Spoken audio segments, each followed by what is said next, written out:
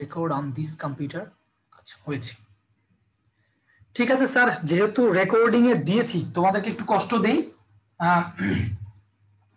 আবার আলোচনা করি প্রথম থেকে লেনদেনের বিষয়টা যেটা মনে রাখতে হবে লেনদেনের হিসাব বিজ্ঞানের মৌলিক বা মূল উপাদান বলা হবে বা হিসাব বিজ্ঞানে কাঁচামাল বলা হয় বা ইনপুট বলা হয় তাকে বলা হয় লেনদেন কিন্তু হিসাব বিজ্ঞানের মূল ভিত্তি বললে হবে দুতরফা দাখিলা পদ্ধতি এবং লেনদেনের আবিধানিক যে অর্থটা রয়েছে সেটি হচ্ছে গ্রহণ ও দান এবং আদান প্রদান এটি এর সাথে লেনদেনের অবশ্যই অবশ্যই অবশ্যই আমরা কি করব স্যার অবশ্যই লেনদেনের বৈশিষ্ট্যগুলো মনে রাখতে হবে এবং মুখস্থর মতো করে ফেলবো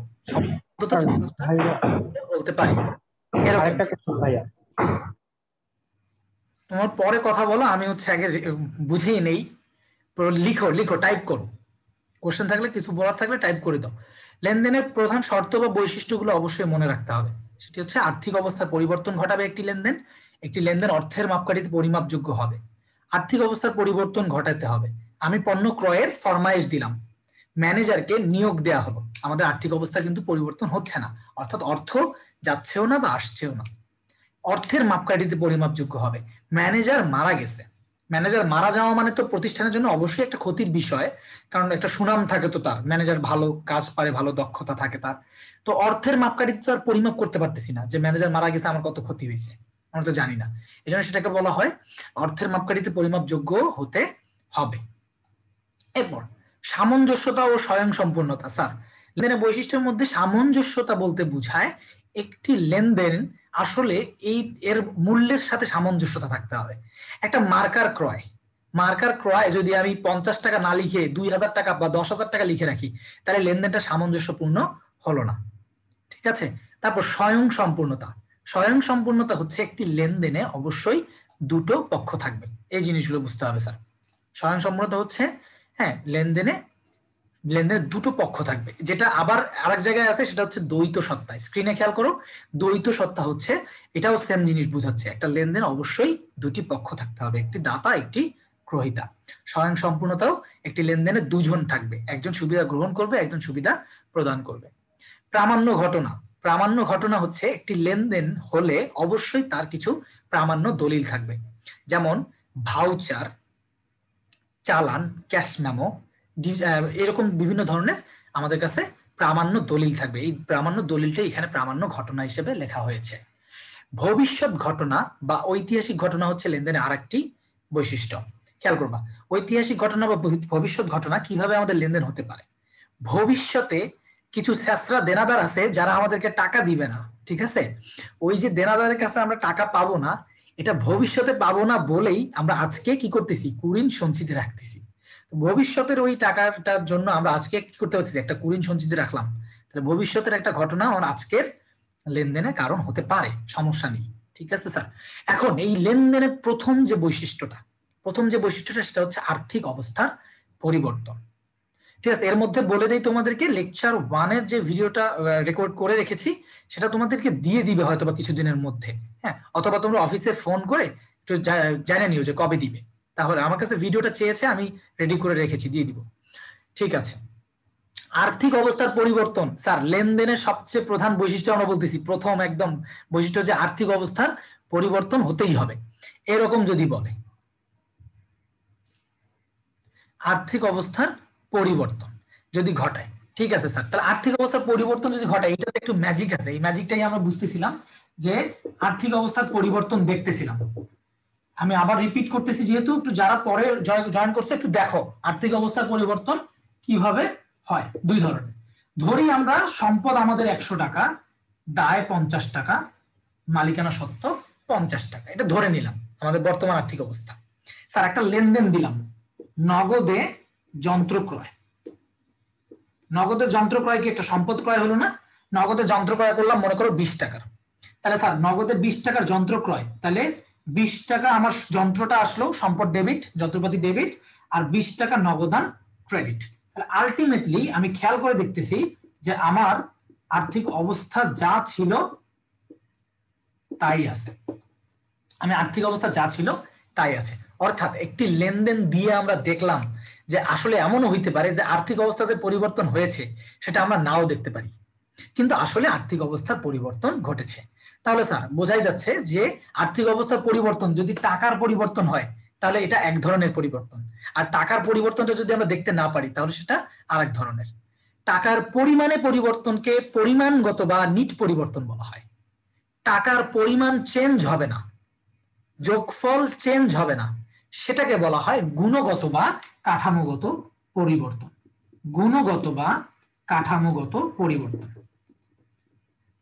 অর্থাৎ আরো যদি সহজে আমরা বলি যে হিসাব সমীকরণে খেয়াল করে দেখো কয়টা দিক, দুইটা দিক পাইছি আমরা, একটা সম্পদের দিক আর একটা দায় ও মালিকানা সত্ত্বের দিক। খেয়াল করে দেখি সমীকরণের যে কোনো একদিকের হ্রাস বৃদ্ধি, একদিকের পরিবর্তন, যে কোনো একদিকের পরিবর্তনকে আমরা বলবো কাঠামোগত বা গুণগত পরিবর্তন। এই গুণগত বা কাঠামোগত পরিবর্তনের জন্য যোগফল চেঞ্জ হয় না, খেয়াল রাখতে হবে যোগফল পরিবর্তন হয় না, লিখেও রাখতে পারো তোমরা চাইলে নিচে, যোগফল পরিবর্তন হয় না। কখন যোগফল পরিবর্তন হয় না? স্যার এখান থেকে ঢাকা বিশ্ববিদ্যালয়ের প্রশ্নগুলো এভাবেই আসছে যে নিচের কোন লেনদেনটির ফলে আর্থিক অবস্থার পরিবর্তন বা উদ্বৃত্ত পত্রের যোগফল পরিবর্তন হবে না, এভাবে কোশ্চেনগুলো এসেছে। খেয়াল রাখতে হবে গুণগত বা কাঠামোগত পরিবর্তন হলে যোগফল পরিবর্তন হয় না। আমরা আরেকটা লেনদেন দিয়ে দেখি যে কিভাবে পরিমাণগত বা নিট পরিবর্তন হতে পারে। তাহলে স্যার আমরা আমাদের প্রতিষ্ঠানে আবার ধরে নিচ্ছি সম্পদ 100 টাকা আছে, দায় 50 টাকা, মালিকানা সত্ত্ব 50 টাকা। তাহলে এখন যদি আমরা কি করি একটা লেনদেন দিই, মনে করো নগদে বেতন প্রদান, নগদে বেতন প্রদান, নগদে আমরা বেতন প্রদান করি, অবশ্যই একটা লেনদেন। সবাই মিউট রাখবা তোমরা, হ্যাঁ একদম অফ করে দিচ্ছি না, কারণ তোমাদের কোশ্চেন থাকলেও তো করবা, তাই না? কোশ্চেন যখনই মাথায় আসবে কোশ্চেন করবা। নগদে বেতন প্রদান, স্যার নগদে যদি বেতন প্রদান করো 10 টাকা, আমি যদি 10 টাকায় ধরি বেতন প্রদান, তাহলে নগদে বেতন প্রদান 10 টাকা নগদান থেকে মাইনাস আর 10 টাকা ব্যয়, 10 টাকা ব্যয় থেকে মাইনাস, স্যার মালিকানা সত্ত্ব থেকে মাইনাস, অর্থাৎ এখানে নগদে বেতন প্রদান, বেতন ডেবিট নগদান ক্রেডিট, তাহলে বেতন হচ্ছে ব্যয় বৃদ্ধি পেয়েছে, মালিকানা সত্ত্ব মাইনাস, নগদান ক্রেডিট, তাহলে সম্পদ মাইনাস। তাহলে আলটিমেটলি একটু খেয়াল করে দেখি তো স্যার এই লেনদেনটার ফলে আমাদের আর্থিক অবস্থার পরিবর্তন হয়েছে এবং যোগফলেও পরিবর্তন হয়েছে। স্যার বুঝতে পারতেছি কিনা একটু কেয়ারফুলি দেখলেই কিন্তু ইনশাআল্লাহ বুঝতে পারবো যে আসলে যে হিসাব সমীকরণে এমন কিছু লেনদেন হতে পারে যে এই লেনদেনের ফলে আমার সমীকরণে কি দুই দিকে প্রভাব আছে। আমরা সমীকরণে কয় দিক ধরে নিছি? সমীকরণে দুই দিক, সম্পদ একদিক, দায় ও মালিকানা সত্ত্ব আর একটা দিক। এই দুইটা দিক, দুইটা দিকের মধ্যে সমীকরণের যে কোনো একদিকের পরিবর্তন যদি হইতো, যে কোনো একদিকের, তাহলে সেটা গুণগত পরিবর্তন। আর দুই দিকে পরিবর্তন হওয়া মানে কি হবে? যোগফল পরিবর্তন হবে। এটাকে বলা হয় নিট পরিবর্তন বা পরিমাণগত পরিবর্তন। স্যার মনে রাখবো কিভাবে? টাকার পরিমাণে চেঞ্জ হয় তাহলে হচ্ছে পরিমাণগত পরিবর্তন, টাকার পরিমাণে চেঞ্জ হয় তাহলে পরিমাণগত পরিবর্তন, অথবা যোগফল পরিবর্তন হয়, যোগফল পরিবর্তন হয়। আমি তো এক্সাম্পল দেখিয়ে দিয়েছি তোমাদেরকে যে যোগফল পরিবর্তন হয় এটার মাধ্যমে। স্যার দেখো 100 টাকা আমরা ধরে নিয়েছিলাম, আলটিমেটলি সবকিছু চেঞ্জ হয়ে 90 টাকা, 50 টাকা, 40 টাকা হয়েছে, যোগফল চেঞ্জ হয়েছে। স্যার এই সম্পর্কে তো কোনো কোশ্চেন থাকলে করতে পারো, না হলে আমি এই সম্পর্কে বিষয়টা বুঝিয়েছি, আমি কোশ্চেন সলভিং এ চলে যাচ্ছি একটু, হ্যাঁ যে ঢাকা বিশ্ববিদ্যালয়ে আমরা এই ধরনের কোশ্চেন গুলো কিভাবে সলভ করব, যে টপিকটা পড়বো সাথে সাথে কোশ্চেন সলভ করে ফেলবো। তাহলে ভাইয়া আবার একটু বলবেন, নেট নেট ডিস্টার্ব দিয়েছিল। আচ্ছা, যাদের নেট ডিস্টার্ব দিয়েছে সমস্যা নাই, এটা রেকর্ডিংও দিয়ে রেখেছি, শুধু এইটুকু বললেই হবে। হ্যাঁ বলতেছি, ঠিক আছে। যে নিট পরিবর্তন হচ্ছে হিসাব সমীকরণের, খেয়াল করে দেখবা যে দুই দিকে পরিবর্তন, দুই দিকে পরিবর্তন। যেমন আমরা এখানে নগদে বেতন প্রদান করলাম, তাইলে বেতন ডেবিট নগদান ক্রেডিট, বেতন ডেবিট নগদান ক্রেডিট, নগদান ক্রেডিট মানে এতে মাইনাস, আর বেতন ডেবিট মানে মালিকানা সত্ত্ব থেকে মাইনাস। স্যার কয় দিকে কাজ হইল? দুই দিকে কাজ হয়েছে, তাহলে এটা হচ্ছে নিট পরিবর্তন, এবং নিট পরিবর্তনের কারণে যোগফল চেঞ্জ হবে, এটা মনে রাখতে হবে। কিন্তু কাঠামোগত পরিবর্তন, যদি আমরা নগদে আসবাবপত্র ক্রয় করি, নগদে সম্পদ ক্রয় করি, তাহলে নগদ নামক সম্পদ, আসবাবপত্র নামক সম্পদ বৃদ্ধি, নগদ নামক সম্পদ হ্রাস, তা আলটিমেটলি তো একদিকেই পরিবর্তন হলো, একদিকেই কাজ হলো, যা ছিল তাই থাকবে, হিসাব যা ছিল তাই থাকবে, অর্থাৎ যোগফল পরিবর্তন হবে না, এটা মনে রাখতে হবে স্যার। কোশ্চেনে যাই, কোশ্চেনে গেলে আরো ক্লিয়ার হয়ে যাবে। আমরা প্রথম যে কোশ্চেনটা দেওয়া রয়েছে এটাই আগে সলভ করে নেই। সেটা হচ্ছে লেখা রয়েছে কোনটি লেনদেন নয়। স্যার কোনটি লেনদেন নয়, এই কোশ্চেনটা আমরা ঢাকা বিশ্ববিদ্যালয়ে এই কোশ্চেনটাই আমরা 3-4-5 বার দেখেছি, আসছে, ঠিক আছে, বা এইরকম টাইপেরই ম্যাথ আসছে যে কোনটি লেনদেন নয়। খেয়াল করব, এই কোনটি লেনদেন নয় যদি বলে, লেনদেন নয় যদি বলে, আমরা এতদিন কি করছি, লেনদেন হলে তো জাবেদা দিই, তাই না? লেনদেন হলে জাবেদা দিব। তাহলে আমরা যদি একটু উল্টা পাশ থেকে চিন্তা করি, যে যেটা যার জাবেদা জানো না, যার জাবেদা নাই, দেখে মনে হবে যে এর জাবেদা হতে পারে না, যার জাবেদা নেই, সেটাকে আমরা বলবো লেনদেন নয়। স্যার একটু দেখো তো এখানে কি লেখা আছে, যে বাকিতে মাল ক্রয় করা হলো, ধারে পণ্য ক্রয় জাবেদা আছে, দালান কোঠার উপর 10% অবচয় ধরা হলো, অবচয়েরও জাবেদা রয়েছে। স্যার তারপরে গত মাসের বেতন বর্তমান মাসে প্রদান, বকেয়া বেতন প্রদান করছো, জাবেদা আছে। গত বছরের তুলনায় এবছর বিক্রি 700 টাকা কম হয়েছে বা বেশি হয়েছে, যাই বলা থাকুক, এটার জন্য আমরা কি কোনো জাবেদা দিব? এটার জন্য কিন্তু আমরা কোনো জাবেদা দিব না। দ্যাটস ওয়াই আমরা কি করব, খেয়াল করবো যে যেটার জাবেদা নেই সেটাকে কিন্তু লেনদেন নয় বলতে পারি খুব সহজে। ঠিক আছে স্যার, কোশ্চেন 2 নাম্বারটা খুবই কনফিউজিং, স্টুডেন্টের সবার কাছে প্রবলেম হয়। তারপর আমি কোশ্চেন 2 নাম্বারটা একটু ডিটেইলসে আলোচনা করতে চাচ্ছি, সেজন্য কোশ্চেন 2 এবং 4 এই দুটো জিনিস একটু ডিটেইলসে বলে দিচ্ছি। দেখো খেয়াল করে, আমরা সবগুলোই সলভ করে ফেলবো এখানকার।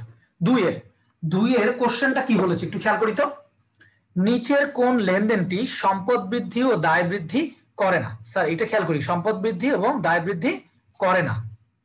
সম্পদ বৃদ্ধি ও দায় বৃদ্ধি করে না কোনটা স্যার? খেয়াল করি, সম্পদ বৃদ্ধি, কোশ্চেন হচ্ছে সম্পদ বৃদ্ধি দায় বৃদ্ধি করে না, এটা মাথায় রাখতে হবে। তোমরা যখন এমসিকিউ গুলো করবা, সলভ করবা নিজে, তখন দ্রুত দ্রুত চিন্তা করবা। এখন তো আমি ভেঙে ভেঙে বুঝাবো।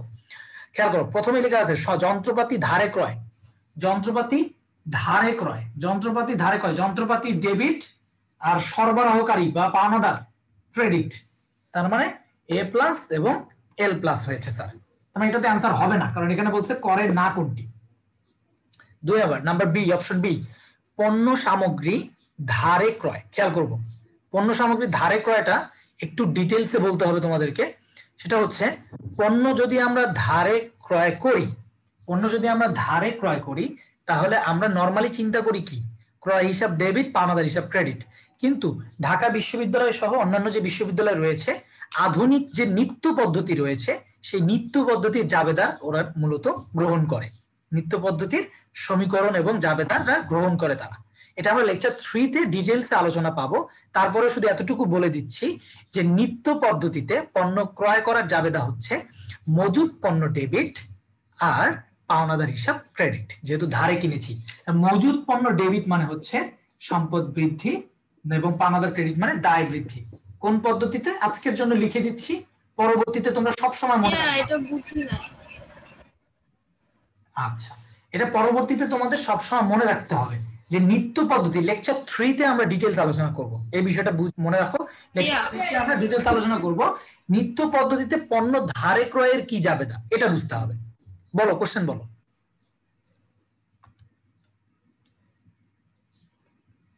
নিত্য পদ্ধতিতে পণ্য করলে জাবেদা হচ্ছে মজুদ পণ্য ডেবিট এবং পাওনাদার ক্রেডিট। আমরা লেকচার 3-তে মানে কালীন পদ্ধতি এবং নিত্য পদ্ধতির কয়েকটা জাবেদা শিখবো, 3-4টা জাবেদা শিখবো যেগুলো এরকম চেঞ্জ আছে, পরিবর্তন আছে, ঠিক আছে? এই সকল জাবেদাগুলো আমরা শিখে ফেলবো ইনশাআল্লাহ। তো এখানে ওরাই হচ্ছে এভাবে নিতে পারে, বিশ্ববিদ্যালয়গুলো এভাবে মূলত এ প্লাস আর এল প্লাস যে আমাদের সমীকরণের যে প্রভাবটা, ওরা নিত্য পদ্ধতির প্রভাবগুলাই নেয়। এবং যত ধরনের ঢাকা বিশ্ববিদ্যালয়ের কোশ্চেন আছে, তোমরা অবশ্যই পণ্য ক্রয়ের কোশ্চেন পেলে আগে অবশ্যই নিত্য পদ্ধতিটাই চিন্তা করবা। ইন কেস যদি নিত্য পদ্ধতির অ্যান্সার না পাও, তাহলে যে আমরা নর্মাল স্বাভাবিকভাবে যে কালীন পদ্ধতি ব্যবহার করি, সেই পদ্ধতির জাবেদা চিন্তা করতে হবে। সেটা হচ্ছে ক্রয় হিসাব ডেবিট, পাওনাদার হিসাব ক্রেডিট। স্যার পরবর্তী বর্ষের জন্য বেতন অগ্রিম প্রদান করা হলো, বেতন অগ্রিম প্রদান, অগ্রিম বেতন ডেবিট, সম্পদ বৃদ্ধি, নগদান ক্রেডিট, তার মানে সম্পদ হ্রাস। স্যার সি নাম্বার একটা অ্যান্সার হতে পারে।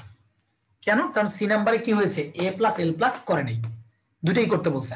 তারপরে আমরা ডি নাম্বারটা দেখি কি বলেছে, আসবাবপত্র নগদে ক্রয়, আসবাবপত্র নগদে ক্রয়, তার আসবাবপত্র নগদে ক্রয়, আসবাবপত্র ডেবিট, নগদান ক্রেডিট। তার মানে এটাও তো এ প্লাস এল প্লাস করে নাই স্যার, মানে এটাও অ্যান্সার হতে পারে। তারপরে স্যার ই নাম্বার অপশনে রয়েছে অগ্রিম প্রাপ্ত আয় যার জন্য এখনো সেবা দেওয়া হয় নাই। অগ্রিম আয়ের জাবেদা কি? অগ্রিম আয়ের জাবেদা হচ্ছে নগদান ডেবিট, অগ্রিম আয় ক্রেডিট। নগদান ডেবিট সম্পদ বৃদ্ধি, অগ্রিম আয় হচ্ছে একটি দায়। তার মানে স্যার আমরা পেয়ে গেলাম এখানে আসলে অ্যান্সার হচ্ছে দুইটা, যে সি প্লাস ডি। তো যখন দুটো অ্যান্সার থাকবে নরমালি আমরা মোস্ট অ্যাপ্রোপ্রিয়েট আগেরটা দাগায় দিই। তোমরা আগেরটা দাগায় দিয়ে চলে আসবা, আর না হলে দুটাই রাইট নিয়ে নিবে বিশ্ববিদ্যালয়ে, টেনশন করার কিছু নাই, ঠিক আছে? তারপরেও তোমরা যদি বুঝতে পারো তাহলে আগেরটা দাগায় দিয়ে চলে আসবে যে দুইটা অ্যান্সার আছে। স্যার 2 নাম্বারটা ক্লিয়ার কিনা একটু জানান আমাকে। জি ভাইয়া। জি ভাইয়া ক্লিয়ার। ঠিক আছে, মানে এই বিষয়গুলো একটু ডিটেইলসে চিন্তা করতে হবে, বাট তোমরা প্র্যাকটিস করতে করতে এক্সপার্ট হয়ে যাবে ইনশাআল্লাহ। স্যার 3 নাম্বারটা বলেছে কোন লেনদেনটির ফলে মোট সম্পত্তি 10,000 টাকা বৃদ্ধি পাবে। খেয়াল রাখবা, মানে এখানে যা রিকোয়ারমেন্ট সেই রিকোয়ারমেন্টটা আমাদেরকে ফুলফিল করতে হয়।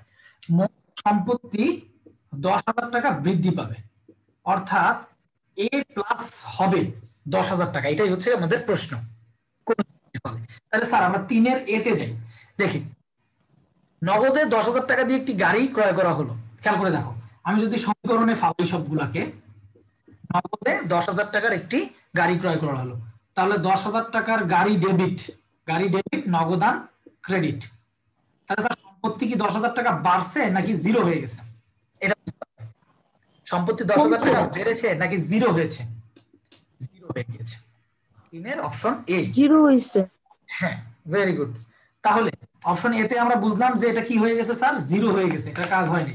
তাহলে অপশন বি তে যাই এখন। অপশন বি তে কি কাজ হয়েছে? অপশন বি বলেছে যে ধারে 10,000 টাকার আসবাবপত্র ক্রয় করা হলো। অপশন বি তে ধারে 10,000 টাকার আসবাবপত্র ক্রয় করা হলো, তাহলে আসবাবপত্র ডেবিট, তার মানে এ প্লাস হচ্ছে 10,000, আর ওইদিকে কি আছে, ধারে যেহেতু আসবাবপত্র কিনেছি তার মানে 10,000 টাকা ওইদিকে এলো প্লাস হয়েছে। সমস্যা নাই, আমরা দেখি আমাদের তো এখানে এ প্লাস হয়েছে 10,000, আমাদের তো জিরো হয়ে যায়নি, এটা খেয়াল রাখতে হবে। আমার ওইদিকে এল প্লাস হয়েছে 10,000, কিন্তু এখানে কিন্তু এতেও 10,000 প্লাস হয়েছে, যেটা এটার সাথে প্রশ্নের সাথে মিলে যায়। তারপর আমরা সিটে দেখি কি চেয়েছে স্যার। দেনাদারের কাছ থেকে 10,000 টাকা আদায় করা হলো। কোশ্চেনটা একটু দেখো স্ক্রিনে। হ্যাঁ, দেনাদারের কাছ থেকে 10,000 টাকা আদায় করা হলো, তাহলে নগদান ডেবিট 10,000, দেনাদার হচ্ছে ক্রেডিট 10,000। আলটিমেটলি স্যার এটা হয়ে গেল জিরো, তার মানে এখানেও সম্পদ বৃদ্ধি পায় নাই 10,000, সম্পদ জিরো হয়ে গেছে আলটিমেটলি। ঠিক আছে, তারপর ডি নাম্বার অপশনটা কি বুঝিয়েছে?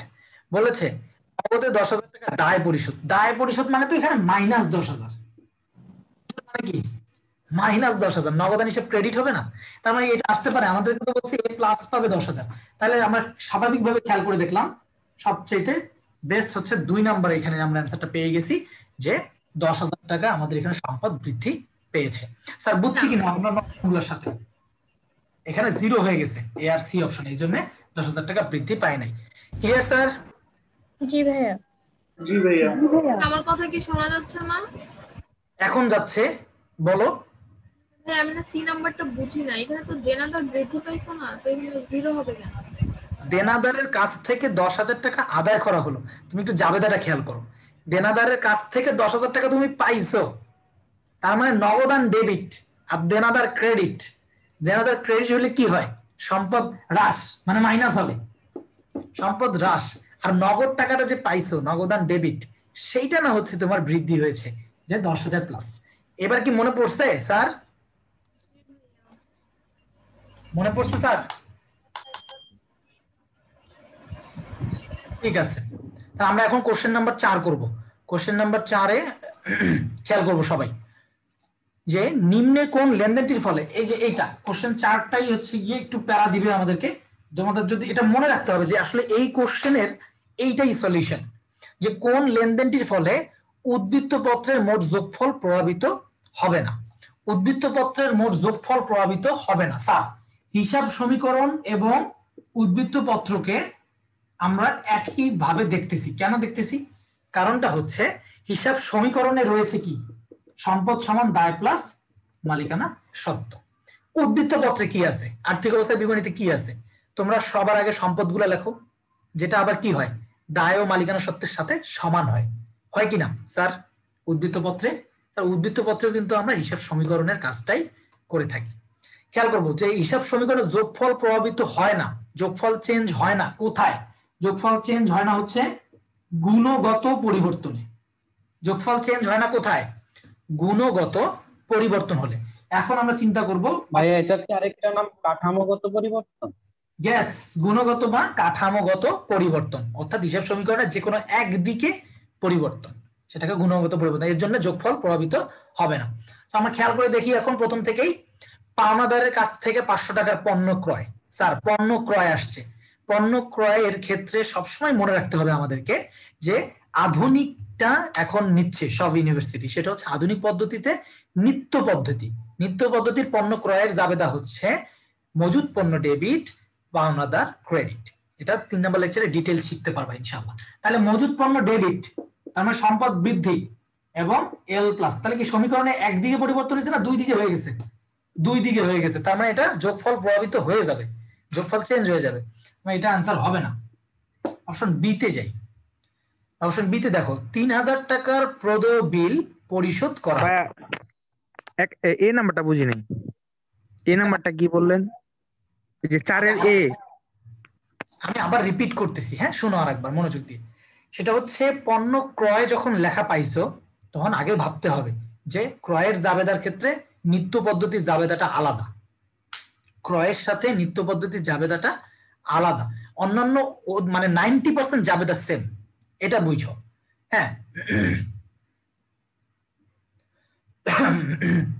খেয়াল করে দেখো 90% জাবেদা কালীন জাবেদা এবং মানে নিত্য জাবেদা সেম, শুধু কয়েকটা 2-3টা জাবেদাটা আলাদা, কয়েকটা জাবেদা আলাদা। খেয়াল রাখবা সেই জাবেদা যে কয়েকটা আলাদা সেগুলো আমরা লেকচার 3 তে শিখাচ্ছি, কিন্তু এখানে কোশ্চেনটা পড়ে গেছে এই টপিক অনুযায়ী, এই জন্য একটু জানাই দিতেছি তোমাদেরকে যে ধারে পণ্য ক্রয় করুক বা নগদে পণ্য ক্রয় করুক, মজুদ পণ্য হবে ডেবিট।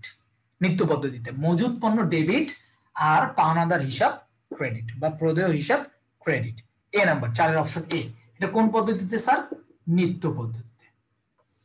কেন নিচ্ছি নিত্য পদ্ধতি? কারণ নিত্যটা আধুনিক পদ্ধতি। তারপর অপশন বি তে বলেছে 3000 টাকার প্রদেয় বিল পরিশোধ। 3000 টাকার প্রদেয় বিল পরিশোধ, তাহলে স্যার তাহলে প্রদেয় বিল ডেবিট, নগদান ক্রেডিট, অর্থাৎ নগদে এ মাইনাস এদিকে এল মাইনাস। তার মানে কি স্যার সমীকরণের দুই দিকে প্রভাব পড়ছে না?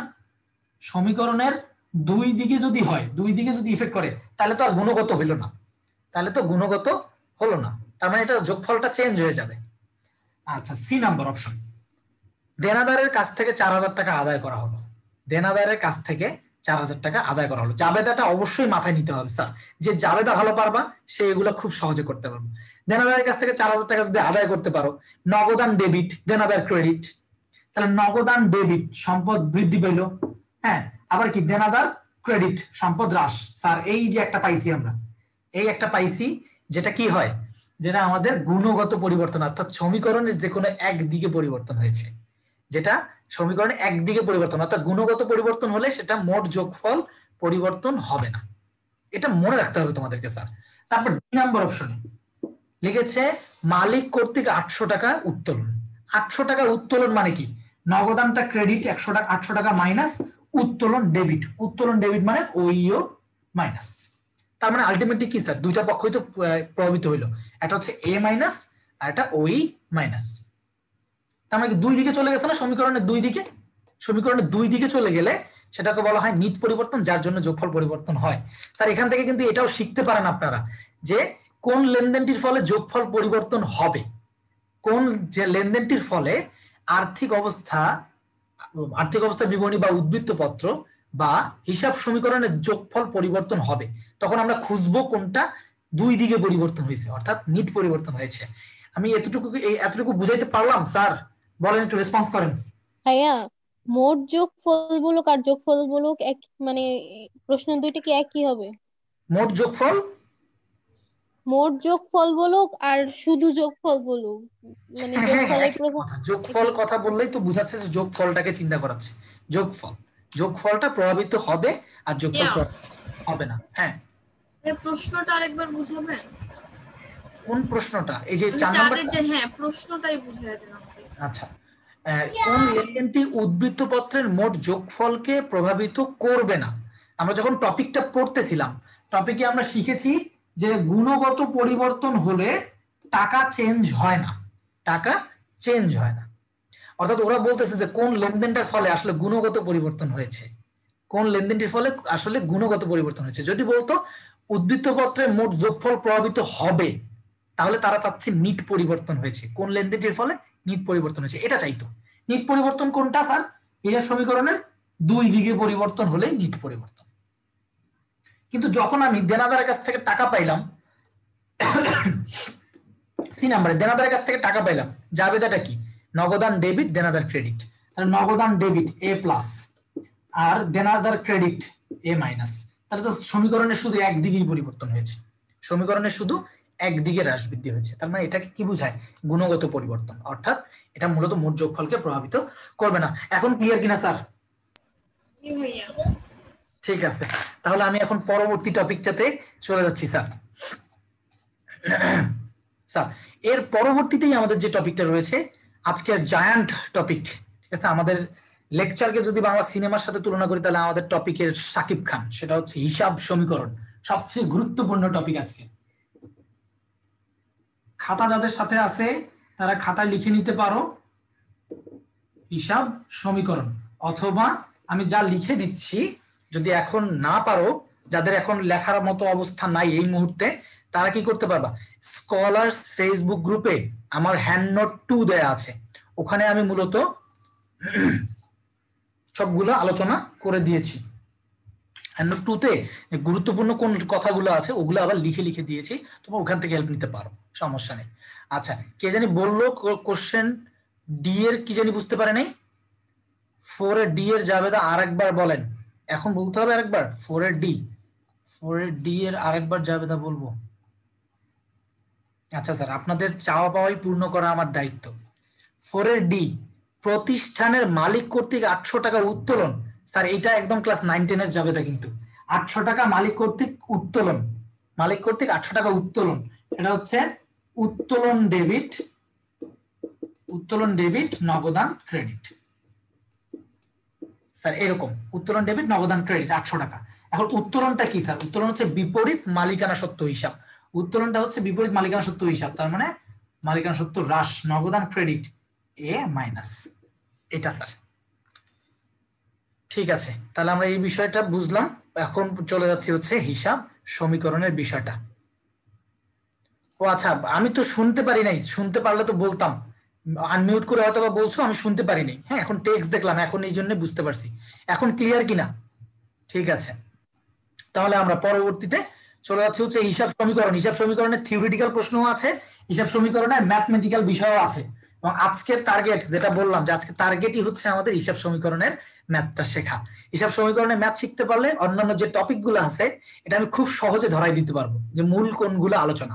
তোমরা বাকিটা লেকচার শিটে ইজিলি রিডিং করতে পারবা ইনশাআল্লাহ। তাহলে হিসাব সমীকরণ নিয়ে যদি বলি, স্যার হিসাব সমীকরণের প্রথমে যে বিষয়টা লাগবে সেটা হচ্ছে মৌলিক হিসাব সমীকরণ। এটা প্রশ্ন আসছে ঢাকা বিশ্ববিদ্যালয়ে, যে নিচের কোনটি হিসাবের মৌলিক সমীকরণ।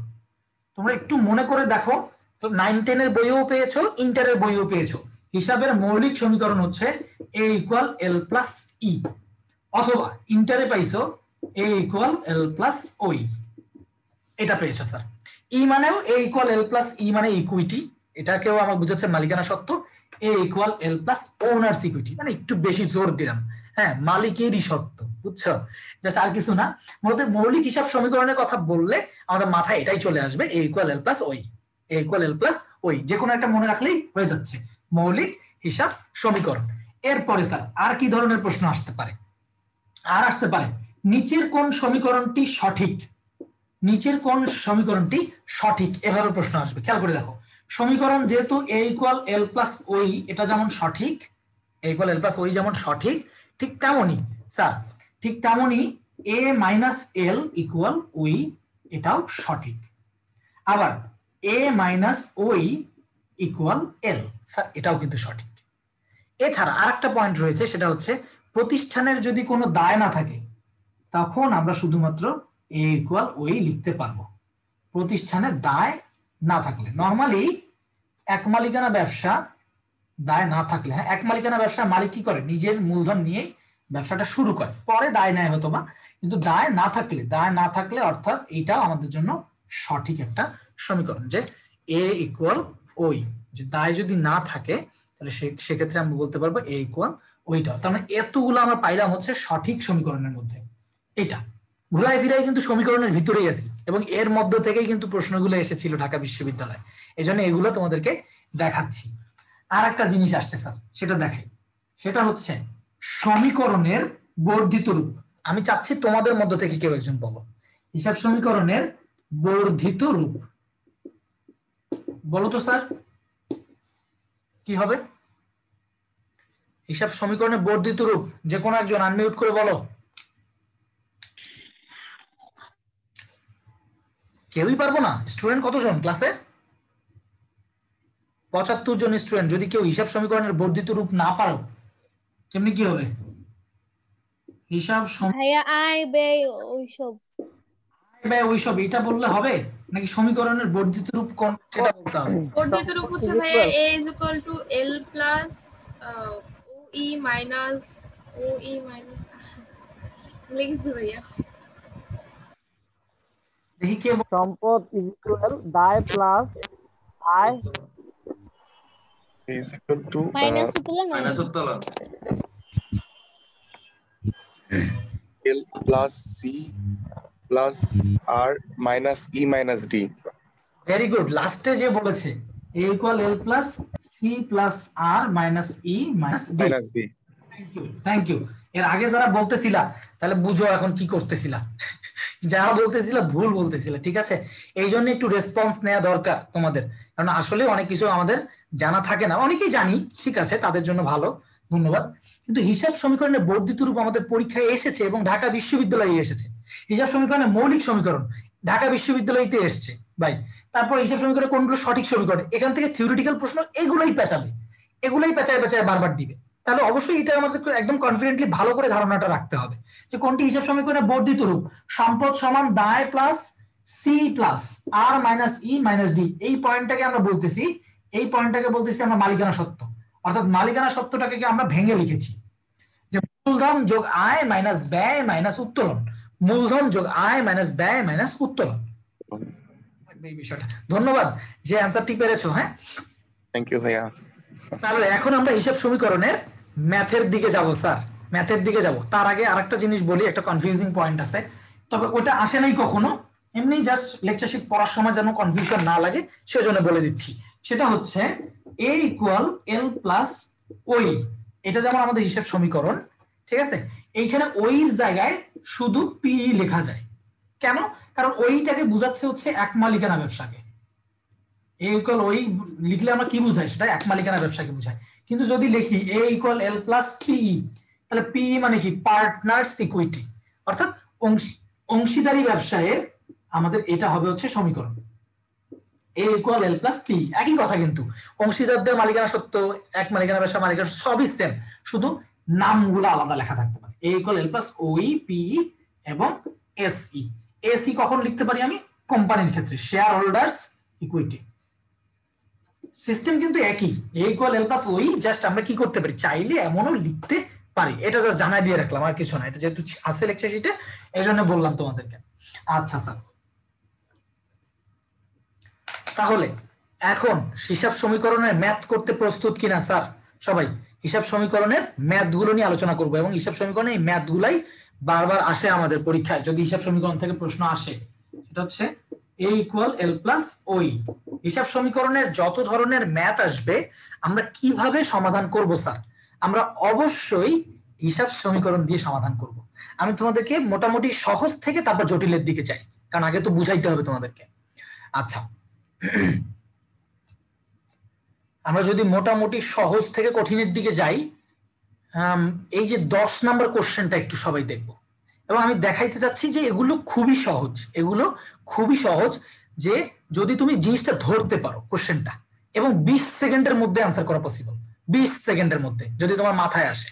আর যদি যোগ বিয়োগটা কঠিন আসে, যোগ বিয়োগ যদিও কঠিন আসবে না, কারণ ক্যালকুলেটর না থাকার পর থেকে কখনোই যোগ বিয়োগ কঠিন আসে নাই, নর্মাল ভাবে সহজে করা যায়, এভাবেই আসছে। স্যার ম্যাথ শিখবো a ইকুয়াল l প্লাস ওই।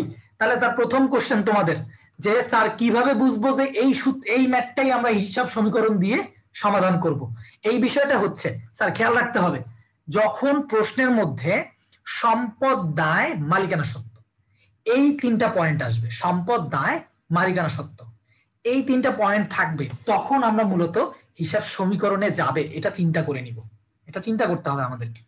তাহলে 10 নম্বর কোশ্চেনটা তোমরা স্ক্রিনে একটু তাকাও সবাই। 2011 সালে স্কয়ার ফার্মাসিউটিক্যালস লিমিটেডের সম্পত্তি 50,000 টাকা কমেছে। স্যার সম্পত্তি 50,000 টাকা কমেছে, আমি কোন দিকে বসাবো? সম্পদের দিকে। -50,000 ইকুয়াল টু -50,000 লিখলাম, ইকুয়াল টু রয়েছে হচ্ছে দায় প্লাস মালিকানা সত্ত্ব, এই যে এইভাবে দায় প্লাস মালিকানা সত্ত্ব। তাহলে স্যার এবার রয়েছে হচ্ছে দায় কমেছে 90,000 টাকা, -90,000 টাকা। মনে রাখবা যে অবশ্যই যে কোনো দুইটা তথ্য দেওয়া থাকবে, একটা তথ্য দেওয়া থাকবে না, মিসিং থাকবে, একটা তথ্য মিসিং। তাহলে মিসিং কোনটা স্যার? মিসিং হচ্ছে মালিকানা সত্ত্ব। সোজা কথা বলতে গেলে এখানে একটা হরলিক্সের বক্স পড়ে গেছে, বুঝছি, এখানে একটা বক্স পড়ে গেছে, মালিকানা সত্ত্বটা কত। তবে বক্সটা যে আঁকতে হবে এমন কিছুই না, তোমরা বুঝতে পারলেই হবে, মনে মনে চিন্তা করবে যে মালিকানা সত্ত্বটা নাই। তাহলে স্যার এই জিনিসটাকে যদি আমি একটু প্রথমে সহজে চিন্তা করি, সহজে যদি বোঝানোর চেষ্টা করি, খেয়াল করে দেখো, ছোটবেলায় এরকম অনেক করছো, 5 যোগ একটা বক্স ছিল ওপাশে ছিল 9, এরকম ছোটবেলায় অনেক করছো না? হ্যাঁ জি ভাইয়া, একটু জানাও তো। আচ্ছা স্যার এখানে কত বসাইতা? 4 বসাইতা। 5 যোগ 4 ইকুয়াল টু 9। এখন যদি এই জিনিসটা তোমাদের মধ্য থেকে অ্যান্সার দিবা, এখানে যদি -5 হয়, এখানে যদি -9 হয়, তাইলে এই বক্সটার মধ্যে কত বসতো? 14 14 কি প্লাসের? -4 -4। Very good. একজন যে বলছে যে 14 হবে, হ্যাঁ খেয়াল করো, আমি যদি 14 দেই, আমি যদি প্লাসের 14 দেই, প্লাসের 14 থেকে -5 করলে এখানে প্লাসের 9 হয়ে যাবে, কিন্তু ওপাশে তো মাইনাসের 9, তাহলে তো সমান হইলো না। সমান করতে হবে স্যার, সমান করতে হবে অবশ্যই, যেহেতু সমীকরণ মানে সমান করতে হবে। তার মানে অবশ্যই স্যার কি করতে হবে, এখানে আমাকে দেখতে হবে যে কি করলে আমার হয়। -5 আছে, -9 মিলাইতে গেলে -4, -4 এর সাথে -5 যোগ করলে কি হবে? -9 হবে। তোমরা অনেকেই ভুল করতেছো, বিষয় কোনটা জানো? অনেকেই মনে করে যে মাইনাসে মাইনাস স্যার প্লাস হওয়ার কথা, ওইটা গুণের ক্ষেত্রে হয়, এটা তো যোগ হচ্ছে। তাহলে -5 এর সাথে -4 যোগ করলে অবশ্যই -9 হবে। তাহলে সেক্ষেত্রে আমরা যদি এখন এই বিষয়টা থেকে বের হই, আমরা যদি প্রশ্নে চলে যাই, যে 10 নম্বর কোশ্চেনে বলেছিল সম্পদ হ্রাস 50,000, দায় হ্রাস 90,000, তাহলে আমাকে জিনিসটা খেয়াল রাখতে হবে কোনটা? ইকুয়ালটা। স্যার ইকুয়াল করতে হবে দুই দিক, আমি এই দিকটা চেঞ্জ করতে পারবো, এই দিকে কিছু প্লাস মাইনাস করে চেঞ্জ করব। কত যায় তোমাদের মধ্যে থেকে এখন বলো? +40,000 ভাইয়া। প্লাসের 40,000। Very good. প্লাস মাইনাস চিহ্ন দিতে হবে, যদি বেড়েছে কমেছে লেখে তাহলে অবশ্যই প্লাস মাইনাস চিহ্ন দিব। আমি আর একটু ভেঙে বলি যারা এখনো বুঝি নাই, 90,000 মাইনাসে আছে, এর সাথে যদি প্লাস করে দেই 40,000, তাহলে আলটিমেটলি হবে -50,000। এদিকে আছে কত স্যার? -50,000। মানে আমাদেরকে কি করতে হবে স্যার? ইকুয়ালটা মিলাইতে হবে, আমাদেরকে ইকুয়ালটা মিলাতে হবে, তাহলে ইনশাআল্লাহ সম্ভব সবার জন্য। তাহলে অ্যানসারটা কত হয়ে যাচ্ছে? এবার অ্যানসার হয়ে যাচ্ছে যে 40,000 টাকা স্যার বেড়েছে। ঠিক আছে, এই জন্য আমাদের প্লাসের টাকা, প্লাস মাইনাস চিহ্নটা দিতে হবে। বুঝছি কিনা স্যার 1 নাম্বার এই কোশ্চেনটা যেটা আমরা করলাম তখন? জি ভাইয়া, ঠিক আছে, হ্যাঁ বুঝছি। আচ্ছা স্যার তারপরেই যদি আসি 12 নম্বর কোশ্চেন, আমি কিন্তু সহজ থেকে কঠিনে যাব। মিউট করে রাখো। আচ্ছা আমি মিউট করে দিচ্ছি, সমস্যা নেই। আচ্ছা 12 নম্বর কোশ্চেনটা খেয়াল করব, এবং বেড়েছে কমেছে কিচ্ছু লেখা নেই, তার মানে আমাদের জন্য কোনো সমস্যা নেই, আমরা যা বলেছি তাই বসাবো, যা বলেছে তাই বসাবো। এবং তোমরা যখন এক্সপার্ট হয়ে যাবা, কোশ্চেন দেখলেই অ্যান্সার বুঝে যাবা যে সম্পত্তি আছে হচ্ছে 3,500 টাকা, সম্পত্তি হচ্ছে 3,500 টাকা, মালিকানা সত্ত্ব হচ্ছে 2,000। তাহলে স্যার এখানে একটা বক্স পড়ে গেছে, এবার বলো তো কত হয়ে যাবে এখানে? 1,500 টাকা, প্লাস 1,500 টাকা, প্লাসের 1,500 টাকা। ঠিক আছে, কিছু না দেওয়া মানে তো প্লাসেরই, হ্যাঁ সেটাই বলছি। তার মানে 3,500 টাকা, আর এই পাশে মালিকানা সত্ত্ব হচ্ছে 2,000 টাকা, এখানে হচ্ছে 1500। স্যার এই কোশ্চেন গুলো কিন্তু ঢাকা বিশ্ববিদ্যালয়েরই কোশ্চেন। অবশ্যই কি করতে হবে, এই পয়েন্টগুলো মানে সহজ বিষয়গুলা পরীক্ষায় আসতে পারে, তাড়াহুড়োর কারণে ভুল করে দিয়ে আসিও না, বুঝছো? সবাই কেয়ারফুল থেকে যেন অ্যান্সারটা করতে পারে। এবং অবশ্যই সম্পদ দায় মালিকানা সত্ত্বের বিষয়গুলা a = l + ওই তে বসাতে হবে। এখন সর্বশেষ যেটা কঠিন আইটেম আছে, কঠিনের দিক থেকে বুঝাই দিই একটা, তাহলে আমার কাজ শেষ। হিসাব সমীকরণের ম্যাথের কঠিন ম্যাথটা আমি এখান থেকে একটু বুঝাই দিই একটা। হ্যাঁ স্যার, কঠিন ম্যাথটা যে বুঝাবো আমরা এখানকার 3 নাম্বার কোশ্চেনটা সলভ করব। এখানকার 3 নাম্বার কোশ্চেনটা সলভ করব। আমি কিভাবে সলভ করি সেটা আগে খেয়াল করো, সবাই খেয়াল করবো। আমরা মনে রাখবা সবাই যে প্রথমে হিসাব সমীকরণের যে পয়েন্টগুলো দেয়া আছে চোখ বন্ধ করে বসায় দিতে হবে, এবং যে পয়েন্টটা নাই সেটা বের করতে হবে। বলেছে বছরের শুরুতে মালিকানা সত্ত্ব ও দায়ের পরিমাণ 3,200 টাকা ও 1,350 টাকা, এটা বলেছে স্যার। 3,200 টাকা এবং 1,350 টাকা, কোনটা বলেছে সেটা খেয়াল রাখতে হবে। মালিকানা ভাইয়া কয় নাম্বার এটা? 3 নাম্বার কোশ্চেন, গাণিতিক সমস্যা। স্ক্রিনে দেখা যাচ্ছে না? স্ক্রিনে কি দেখা যাচ্ছে? একজন জানাও তো। জি ভাই যাচ্ছে। জি ভাই যাচ্ছে। আচ্ছা, যে পাও না এটা এসে একটু খেয়াল করো। আমি 3 নাম্বারটা ইয়েলো কালার করে রাখছি, তো ইয়েলো কালার করে রেখেছি যে। হ্যাঁ ভাইয়া দেখছি। আচ্ছা ঠিক আছে, আমরা অবশ্যই মানগুলো বসাবো। কোশ্চেন যত বড়ই থাকুক না কেন আমরা মান বসাবো। বছরের শুরুতে মালিকানা সত্ত্ব ও দায়ের পরিমাণ, খেয়াল করো মালিকানা সত্ত্বটা কিন্তু আগে লিখছে, আবার এখানে বসাই দিও না। মালিকানা সত্ত্ব হচ্ছে 3,200, অধিকাংশ ভুল করে টাকা বসাইতে। 3,200, দায় বলেছে 1,350, 1,350। তাহলে এবার দেয় নাই কোনটা স্যার? দেয় নাই হচ্ছে সম্পদ। এবার দেয়নি কোনটা? সম্পদের তথ্য দেয় নাই। তাহলে আমাদেরকে অবশ্যই সম্পদের তথ্যটা বের করতে হবে। এটা সোজা, যখন একদিকের সব তথ্য দেওয়া আছে তাহলে তো জিনিসটা হয়ে গেল যে 3,200 টাকা আর 1,350 টাকা, 3,000, 1,000, 4,000, 4,550 টাকা। স্যার এটা আসলো। তারপর এটা আমরা কোশ্চেনের প্রথম লাইনটা বুঝলাম। তারপরে কোশ্চেনে যখন সেকেন্ড লাইন বলছে উক্ত বছরে মালিকানা সত্ত্ব কমেছে 240 টাকা, দায় বেড়েছে 30 টাকা। স্যার এটা আমরা কি কোথায় বসাবো? আমরা অবশ্যই লাইনে লাইনে বসাবো, সোজা সোজা করে বসাবো যে কি লেখা আছে। মালিকানা সত্ত্ব কমেছে -240 আর দায় বেড়েছে প্লাসের 330। তারপরেই আমরা পেয়ে গেলাম ইকুয়াল চিহ্ন, তারপরেই আমরা পাচ্ছি ইকুয়াল চিহ্ন। এবং কাজ হয়নি কোথায়? কাজ হয়নি সম্পদের ঘরে। এই ম্যাথটা কিন্তু সহজ হয়ে গেছে। কেন? কারণ আমাদের একদিকেই কাজগুলো বলে দিছে, +330 আর -240। তাহলে স্যার এই বক্সে কত টাকা আসবে? এই ফাইলের মধ্যে বলি একটু, এই বক্সের মধ্যে কত টাকা আসবে? 90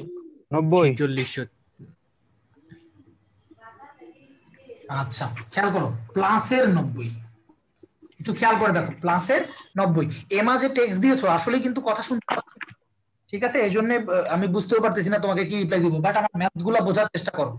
হ্যাঁ, যে যেভাবে তথ্যগুলো দেয়া আছে সেই তথ্যগুলো আমরা বসাবো যেখানে, আর আমরা অবশ্যই কি করব? সিরিয়ালি কাজ করতে থাকবো।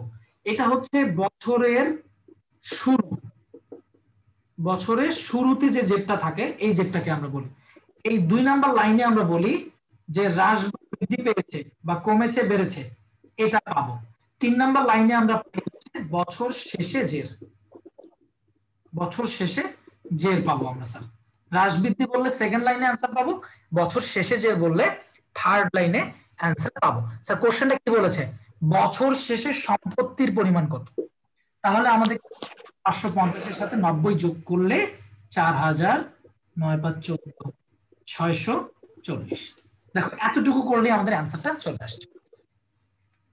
স্যার এই করবে, এবং এই ফরম্যাটটা চাইলে তোমরা লিখেও রাখতে পারো যে প্রথম লাইনে বছরের শুরুর জেটগুলো বসাই, পরের লাইনে হ্রাস বৃদ্ধি বসাই, তারপরে শেষের লাইনে এসে যদি যোগ বিয়োগ করে দেই তাহলে বছরের শেষে যেটা পাওয়া যায়। ভাইয়া হ্যাঁ ভাইয়া যখন এমসিকিউ তে আসবে তখন কি মানে মনে মনে করতে হবে তো, ওখানে তো মানে রাফ করতে পারবো না। হ্যাঁ হ্যাঁ সেটা ঠিক আছে, আমরা রাফ করতে পারবো। আমাদের যে এমসিকিউ এর যেখানেই আসবে না কেন আমরা অবশ্যই কি করব? খাতার মধ্যে পরীক্ষার প্রশ্নের মধ্যে যে ফাঁকা জায়গা থাকবে সেটাতেই রাফ করতে পারবা, মানে ভার্সিটিতে এটার অনুমতি আছে যে কোশ্চেনে তুমি রাফ করতে পারবা। বুঝতে পারছো ও কিনা?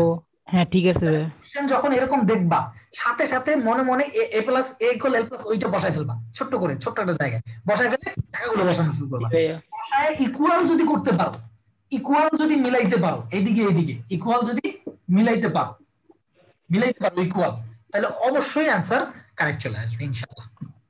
না, শেষেরটুকু একটু বুঝিয়ে দিবেন? আচ্ছা, শেষেরটুকু বলেছি যে আমাদেরকে, আমি শেষেরটুকু না পুরোটাই বলবো আরেকবার সবার উদ্দেশ্যে। কোশ্চেনটা একবার দেখি স্ক্রিনে। বছরের শুরুতে মালিকানা সত্ত্ব দায়ের পরিমাণ ছিল ৩,২০০ টাকা, ১,৩৫০ টাকা। আমরা জানি একটু তথ্য দেওয়া থাকে, কোনো তথ্য দেওয়া থাকে না। তাহলে আমাদের দায় দেওয়া ৩,২০০, মালিকানা সত্ত্ব দেওয়া আছে ৩,২০০, দায় দেওয়া আছে ১,৩৫০। বছরের শুরুতে আমরা পাইলাম সম্পদ ৪,৫৫০। টাকাগুলো বসাতে হবে যখন পরীক্ষায় তোমরা করবা, ফাঁকা রেখে আবার অন্য কাজ করলে হবে না। টাকা বসাবো, তাহলে কাজটা সহজ হবে। সেকেন্ড লাইন, প্রশ্নের সেকেন্ড লাইনের দিকে তাকাই যে উক্ত বছরে মালিকানা সত্ত্ব ২,৪০০ টাকা, কি হয়েছে ২৪০ টাকা মালিকানা সত্ত্ব কমেছে, দায় বেড়েছে ৩৩০ টাকা। তাহলে এটা বসাই, মালিকানা সত্ত্ব কমেছে ২৪০, দায় বেড়েছে ৩৩০। তাহলে স্যার এখানে একটা বক্স এসে গেছে না, এখানে একটা বক্স আসছে। এই বক্সে কাজ হবে কি, ৩৩০ থেকে ২৪০ বাদ দাও, বাদ দিলে হয়ে যাচ্ছে প্লাসের ৯০। তাহলে আমাদেরকে যেহেতু বলেছে কোশ্চেনে যে বছরের শেষে সম্পত্তির পরিমাণ কত, বছরের শেষে সম্পত্তির পরিমাণটা চেয়েছে। আমাদের কাছে যদি বলতো বছর শেষে সম্পত্তি না চেয়ে যদি বলতো দায় কত, বছর শেষে যদি আমাদের কাছে দায় চাইতো, তাহলে অবশ্যই আমরা কি করতাম, এই দায়টা যোগ করে দিতাম ১৩৫০, ১৬৮০। যদি দায় চাইতো দায়টা দিতাম, যদি মালিকানা সত্ত্ব চাইতো তাহলে ৩,২০০ থেকে ২৪০ বাদ দিলে ২,৯৪০, ২,৯৬০ এরকমটা আসবে। ঠিক আছে, এখন কি আমার কথা শুনেন আপনি? হ্যাঁ এখন মাত্র শুনতে পাইলাম, বাট যে আমাকে বলছে আরেকবার বুঝাইতে সে বুঝছি কিনা? জি ভাইয়া বুঝতে পারছি, কিন্তু যে আপনি যে বলেছেন না যে বছরের শুরু, হ্রাস, বৃদ্ধি, এগুলো নিয়ে কোনো ক্যালকুলেশন কনফিউশন নাই। মানে আমরা কি বছরের শুরুর কথাটা হচ্ছে প্রথম এক লাইনে লিখি, তারপর ওই বছরের হ্রাস বৃদ্ধিটা মানে বেড়েছে না কমেছে এটা আরেক লাইনে লিখি। দেখো না আরেকবার লাইনে সোজাসুজি লিখে গেছি। আবার যদি বলে বছরের শেষে কত পাইছি, তাহলে থার্ড লাইনে এসে আমরা লিখি। আচ্ছা এখন বলো, যে বলতেছিলা যে আপনাকে শুনতে পাচ্ছিলাম না, তার কোশ্চেন বলো। না ভাই, আমার কোনো কোশ্চেন নাই, আমি বুঝতে পারছি। আচ্ছা আচ্ছা, কথা শুনতে পাচ্ছিলাম না, এটাই প্রবলেম ছিল। ঠিক আছে স্যার, ঠিক আছে। তো এখানকার মধ্যে আচ্ছা আমার ইন্টারনেট কানেকশন একটু আনস্টেবল দেখাইছে, সারাদিন চলতেছে তো একটু ধৈর্য ধরো।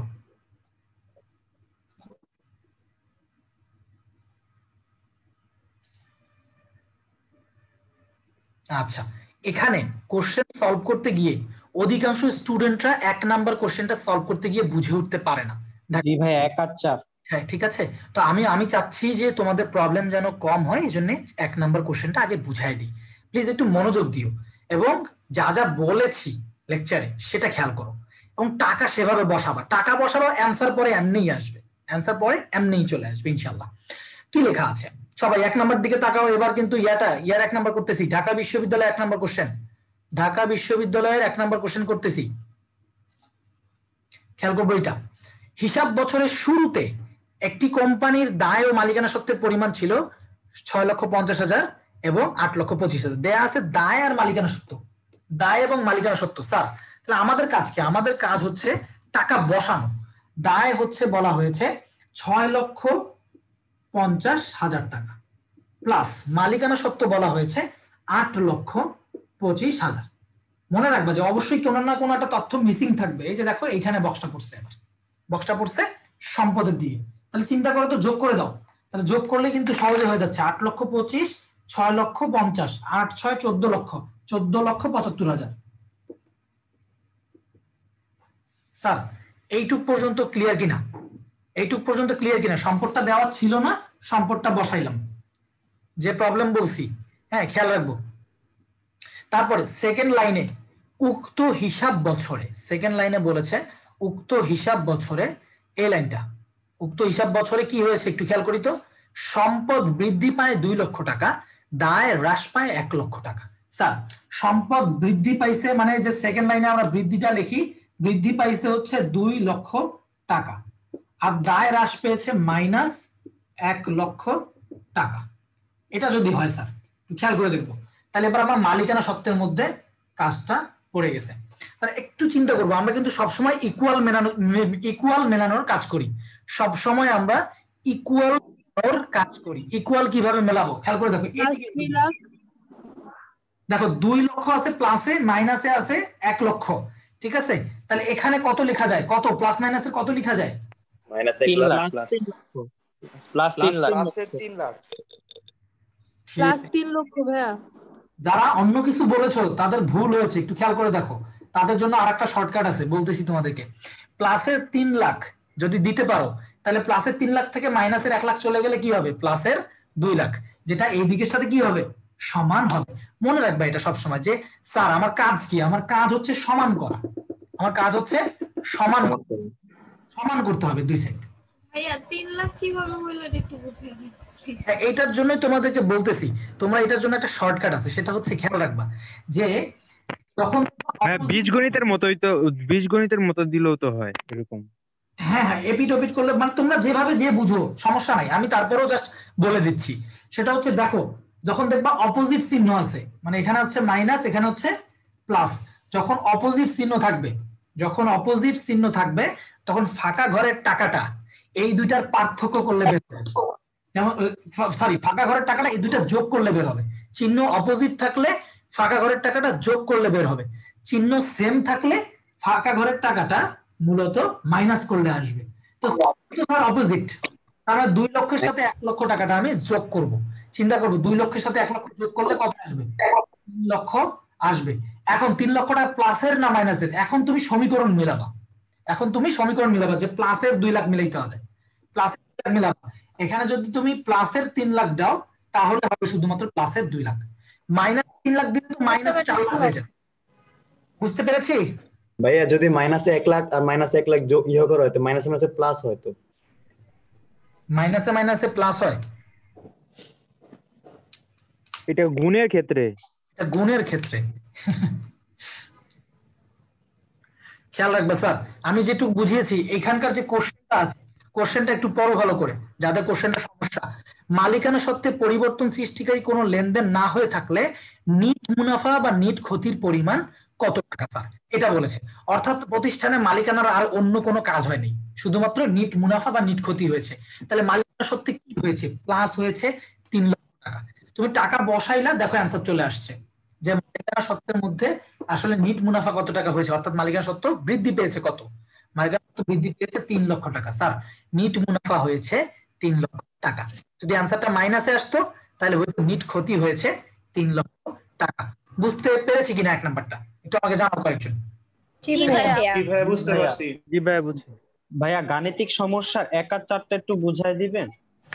আচ্ছা, তোমরা নিজেরা তো চেষ্টা করতে হবে, তোমরা নিজেরাও চেষ্টা করতে হবে, আমি করাইলে হবে না। তোমরা নিজেরা না চেষ্টা করলে হবে না স্যার। আমি তো করাই দিচ্ছি, কোনো প্রবলেম নাই, কিন্তু বাসায় অবশ্যই প্র্যাকটিস করতে হবে, বাসায় প্র্যাকটিস করতে হবে, এবং টাকা যা যেখানে আছে সেখানে বসাও। মানে আমি জাস্ট গুরুত্বপূর্ণ যেটা শিখলে সবগুলো পারা যায় সেটা করে দিই। 3 1 তারপরে 4 এগুলো তো সেম। হ্যাঁ সেম, এজন্যই বলতেছি যে তোমরা টাকা বসানো শিখো, আমাকে দিয়ে কাজ না করে নিজে যোগ বিয়োগ করা শিখো। আমি তারপরেও 1 নাম্বারটা করে দিব, কারণ আমার স্টুডেন্ট চাওয়া আছে, ঠিক আছে? আমার স্টুডেন্ট চেয়েছে, আমি বলবো স্যার 1 নাম্বারটা খেয়াল করি সবাই। গাণিতিক সমস্যা নাম্বার 1, আমি এবার একটু দ্রুত সলভ করবো এটা। গাণিতিক সমস্যা নাম্বার 1, বছরের শুরুতে সম্পত্তির পরিমাণ হচ্ছে 5,000 টাকা, মালিক হচ্ছে 3,360 টাকা। তাহলে সম্পত্তির পরিমাণ 5,000 বসাও, মালিকানা সত্ত্ব হচ্ছে 3,360। তাহলে বক্সটা কোথায় পড়ছে? বক্সটা পড়ছে দায়ের ঘরে। তাহলে দেখো দুই পাশে সেম চিহ্ন, এটাও প্লাসের 3,000, এটাও প্লাসের 5,000। তাহলে মাঝখানে বক্সটা আসবে মাইনাস করলে, সেম চিহ্ন হলে মাইনাস করলে আসে। তাহলে 5,000 থেকে 3,360 মাইনাস কত আসে? 1640। 1640।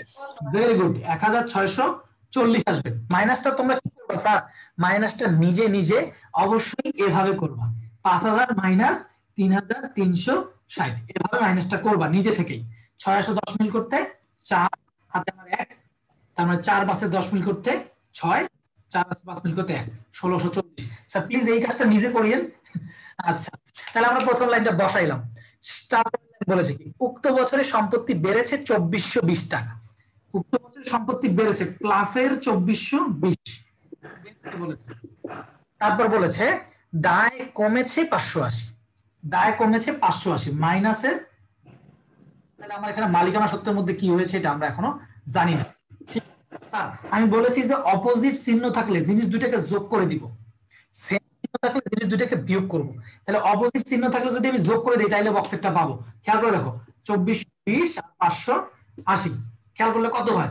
এখানে দেখো 0 8 2 10 0 6 4 10 0 হাতে আমার 3, স্যার 3000 চলে আসে। সহজে আমরা লিখতে পারি এখানে যে 3000। কিন্তু 3000টা প্লাসের নাকি মাইনাসের একটু এইদিকে খেয়াল রাখতে হবে। এখানে আছে প্লাসের 2420, আমি যদি এখানে মাইনাসের দেই তাহলে মাইনাস আর মাইনাস 3000 আর মাইনাস 580 অনেক বেশি হয়ে যায় মাইনাসে। কিন্তু আমি যদি প্লাসের 3000 দেই তাহলে প্লাস 3000 থেকে মাইনাস 580 গেলে আলটিমেটলি প্লাসের 2420 থাকবে। স্যার যোগ বিয়োগের কাজটা যদি ভুল করেন এটা আমার, এটাতে আমি দায়ী নই। আমার কাজ হচ্ছে তোমাদেরকে শেখানো, সঠিক পথ দেখানো, আমি কিন্তু সেটাই করতেছি। বলেছে বছর শেষে মালিকানা সত্ত্বের পরিমাণ কত? বছরের শেষে মালিকানা সত্ত্বের পরিমাণ তো থার্ড লাইন 3000 আর 3000 কত হয়?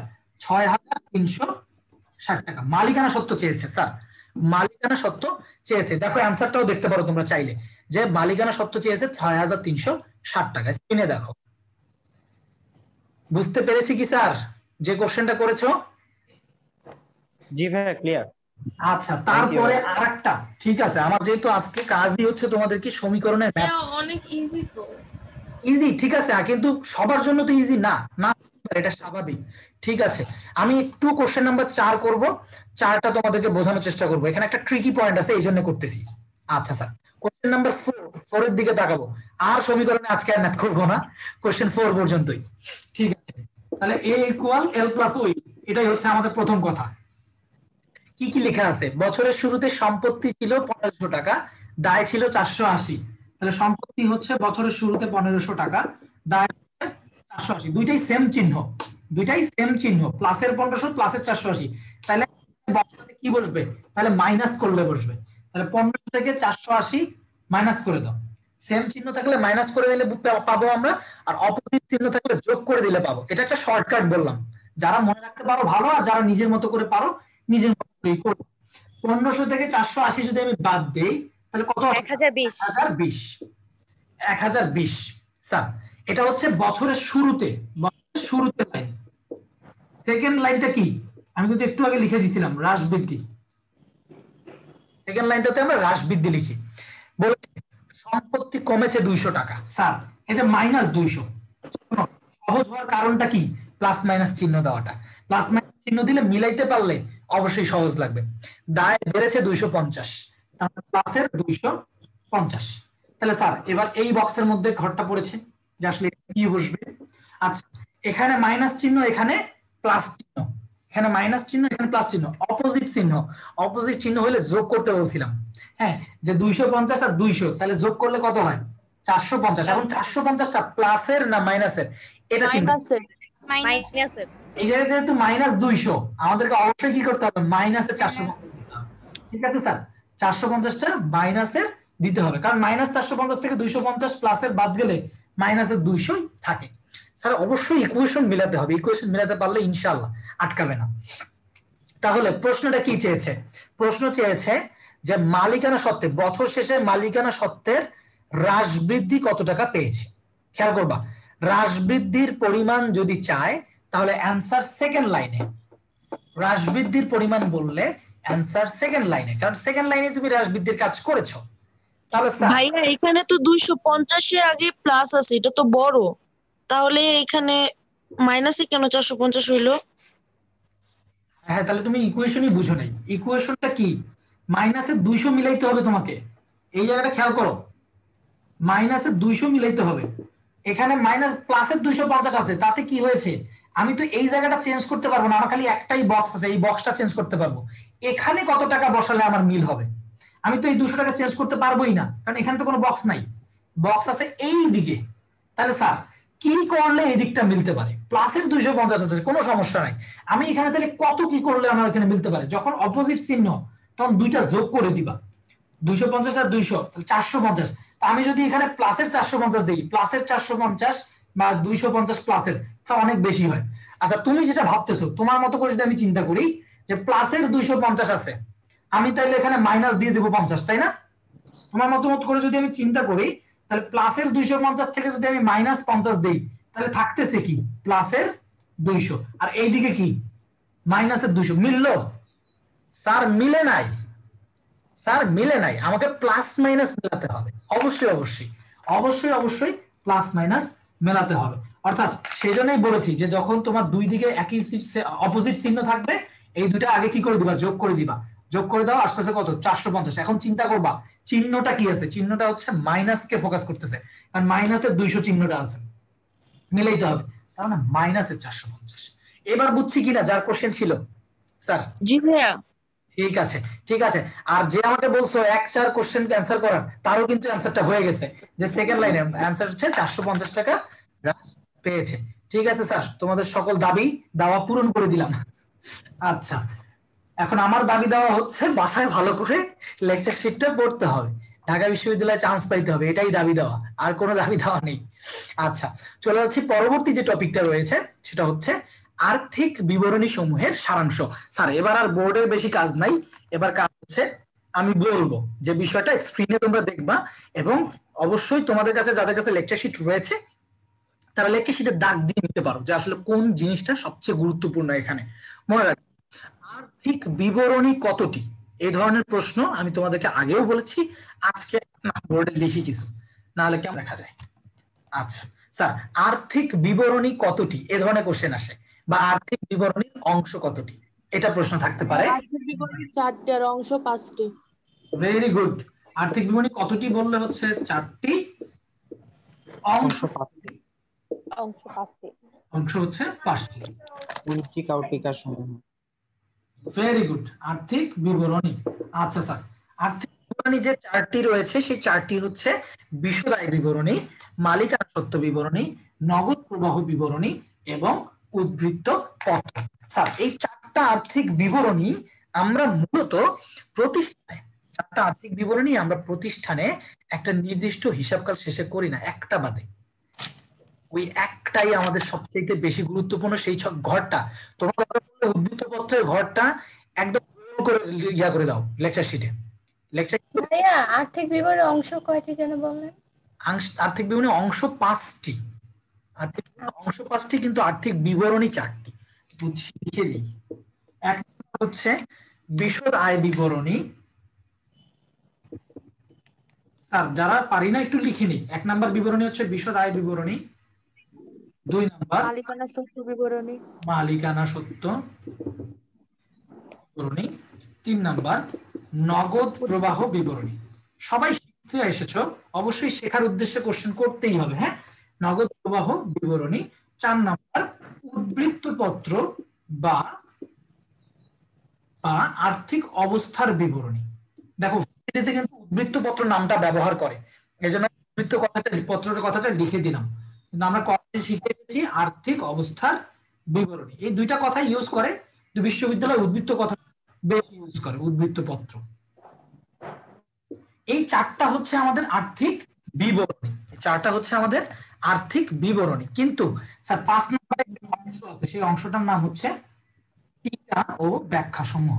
টিকা ও ব্যাখ্যা সমূহ। পঞ্চিকাও তো বলা হয় না ভাইয়া?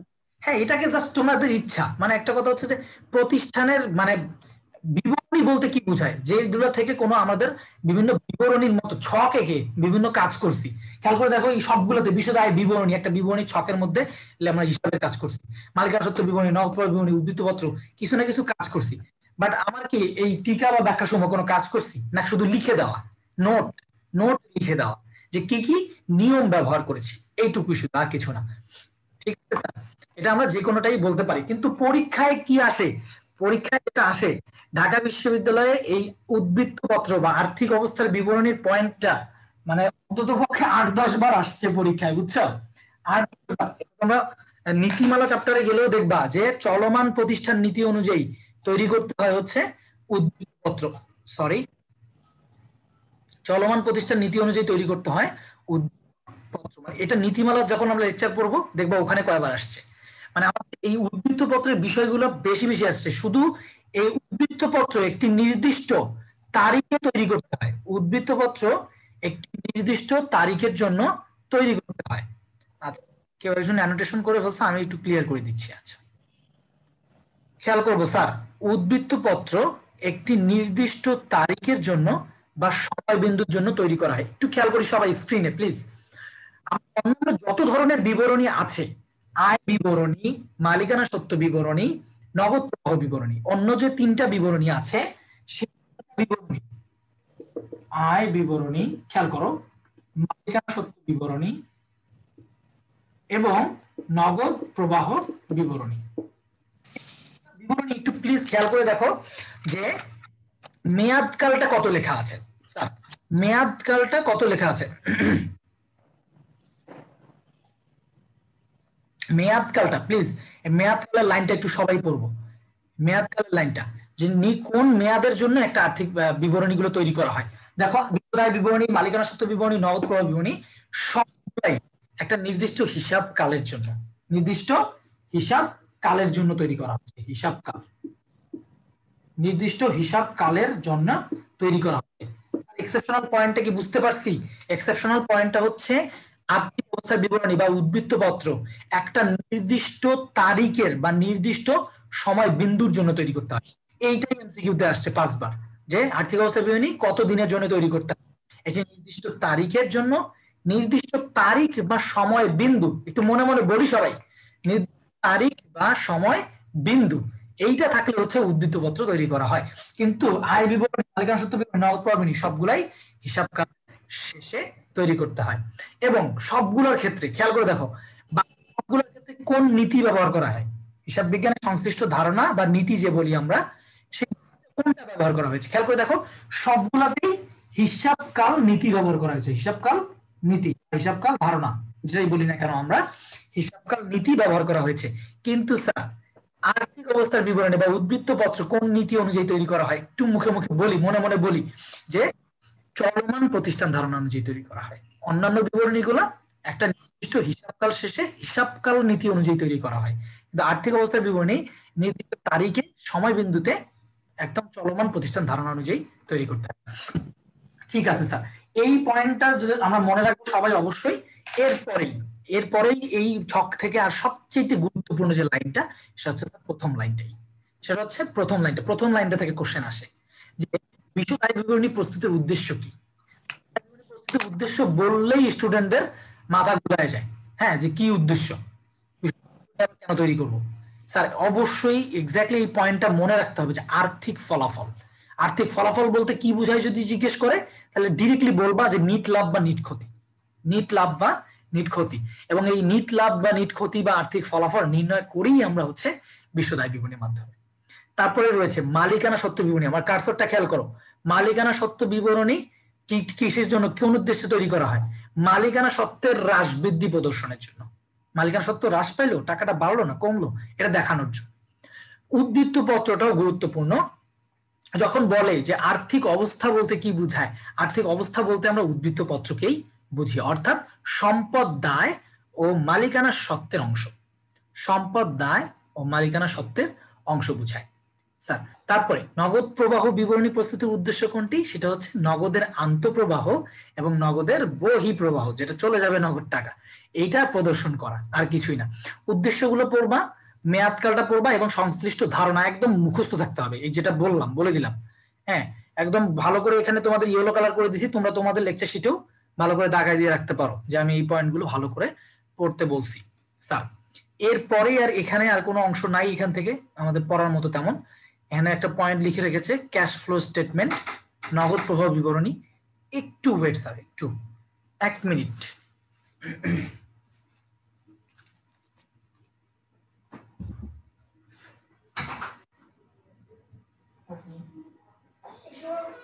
এটা মনে হয় বিড়াল পালিয়েছে।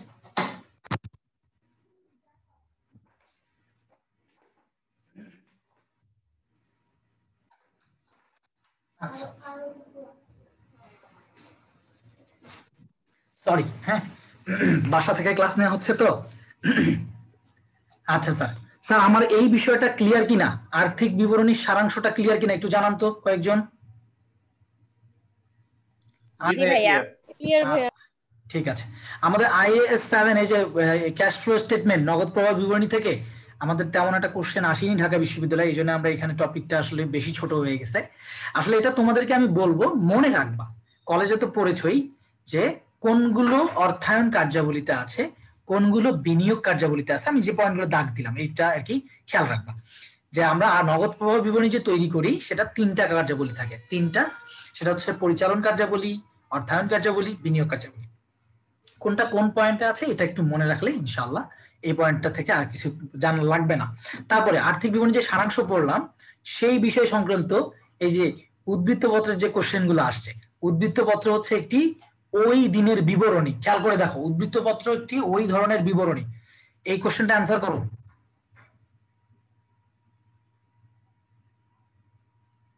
বলো তো।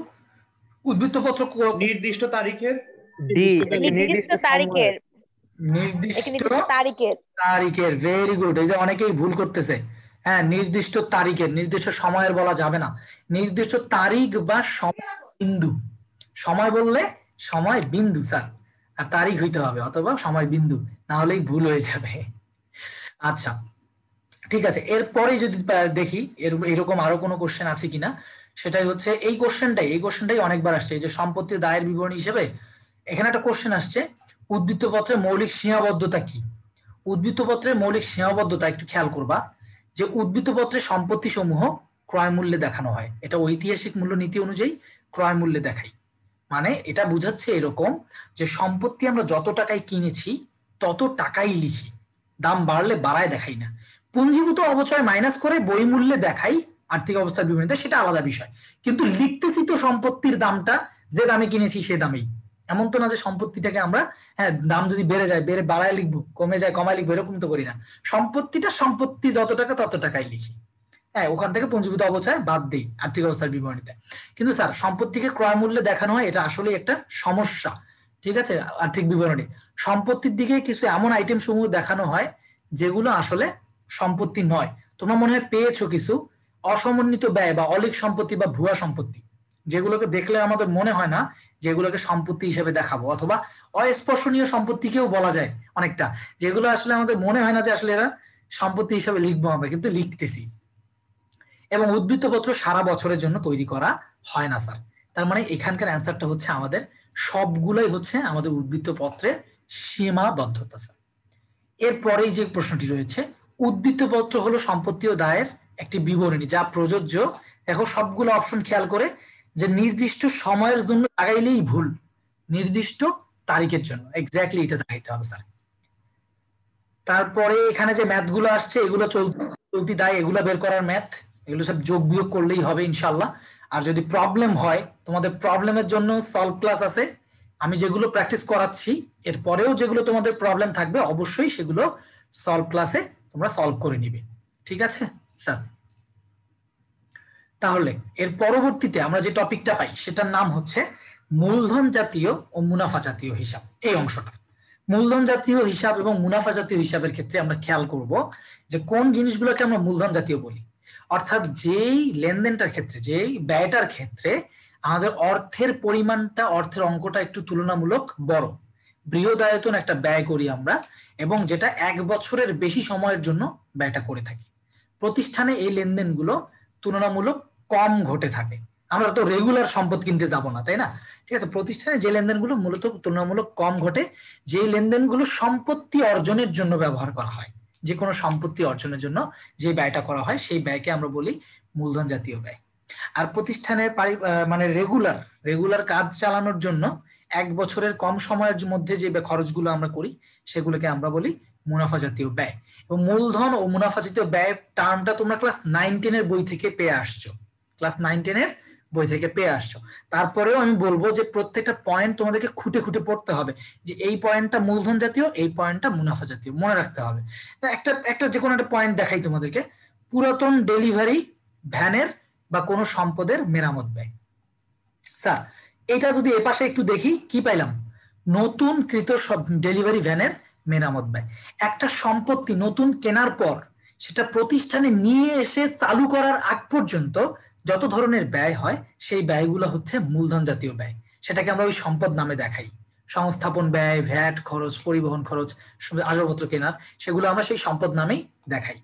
ঠিক আছে, মেশিন চালু করার পূর্বেই, নতুনকৃত মেশিনে চালু করার পূর্বে যদি মেরামত খরচ হয় তাহলে সেটা অবশ্যই মূলধন জাতীয় ব্যয়।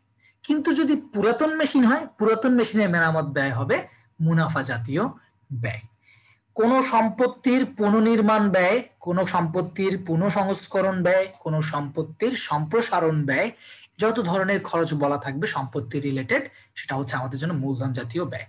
কিন্তু ওই সম্পত্তির অবচয় খরচ, ওই সম্পত্তির বীমা খরচ, ওই সম্পত্তির ভাড়া খরচ, খেয়াল করে দেখো, এগুলো কিন্তু মুনাফা জাতীয় ব্যয়। এগুলো সম্পত্তি পরে, কেনার অনেক পরে এগুলো ঘটেছে, এই জন্য সেগুলোকে বলতেছি আমরা মুনাফা জাতীয় খরচ। স্যার এই কনসেপ্টটা আমরা অবশ্যই সবাই একটু মনে রাখবো, এটা মেমোরাইজিং পার্ট, বোঝানোর চাইতে মেমোরাইজিংটা বেশি। তারপরেও প্রবলেম হলে তোমরা অবশ্যই জিজ্ঞেস করবা। এরপরে যে বিষয়টা আমি শেখাবো সেটি হচ্ছে বিলম্বিত মুনাফা জাতীয় ব্যয়, এটার কনসেপ্ট শেখাবো। বিলম্বিত মুনাফা জাতীয় ব্যয়। স্যার বিলম্বিত মুনাফা জাতীয় ব্যয় বললে মাথায় তো সবার একটাই কথা চলে আসে, সেটা হচ্ছে বিলম্বিত বিজ্ঞাপন, তাই না স্যার? সবার মাথায় এটাই চলে আসে যে বিলম্বিত বিজ্ঞাপন। আচ্ছা খেয়াল করবো, বিলম্বিত মুনাফা জাতীয় ব্যয়ের কনসেপ্টটা শিখো, তাহলে মোটামুটি আমাদের লেকচারের আমরা শেষের দিকেই চলে এসেছি। হ্যাঁ, বিলম্বিত মুনাফা জাতীয় ব্যয় কোনগুলোকে বলি? সেটা যে কোনো মুনাফা জাতীয় ব্যয়, খেয়াল রাখবা, যে কোনো মুনাফা জাতীয় ব্যয়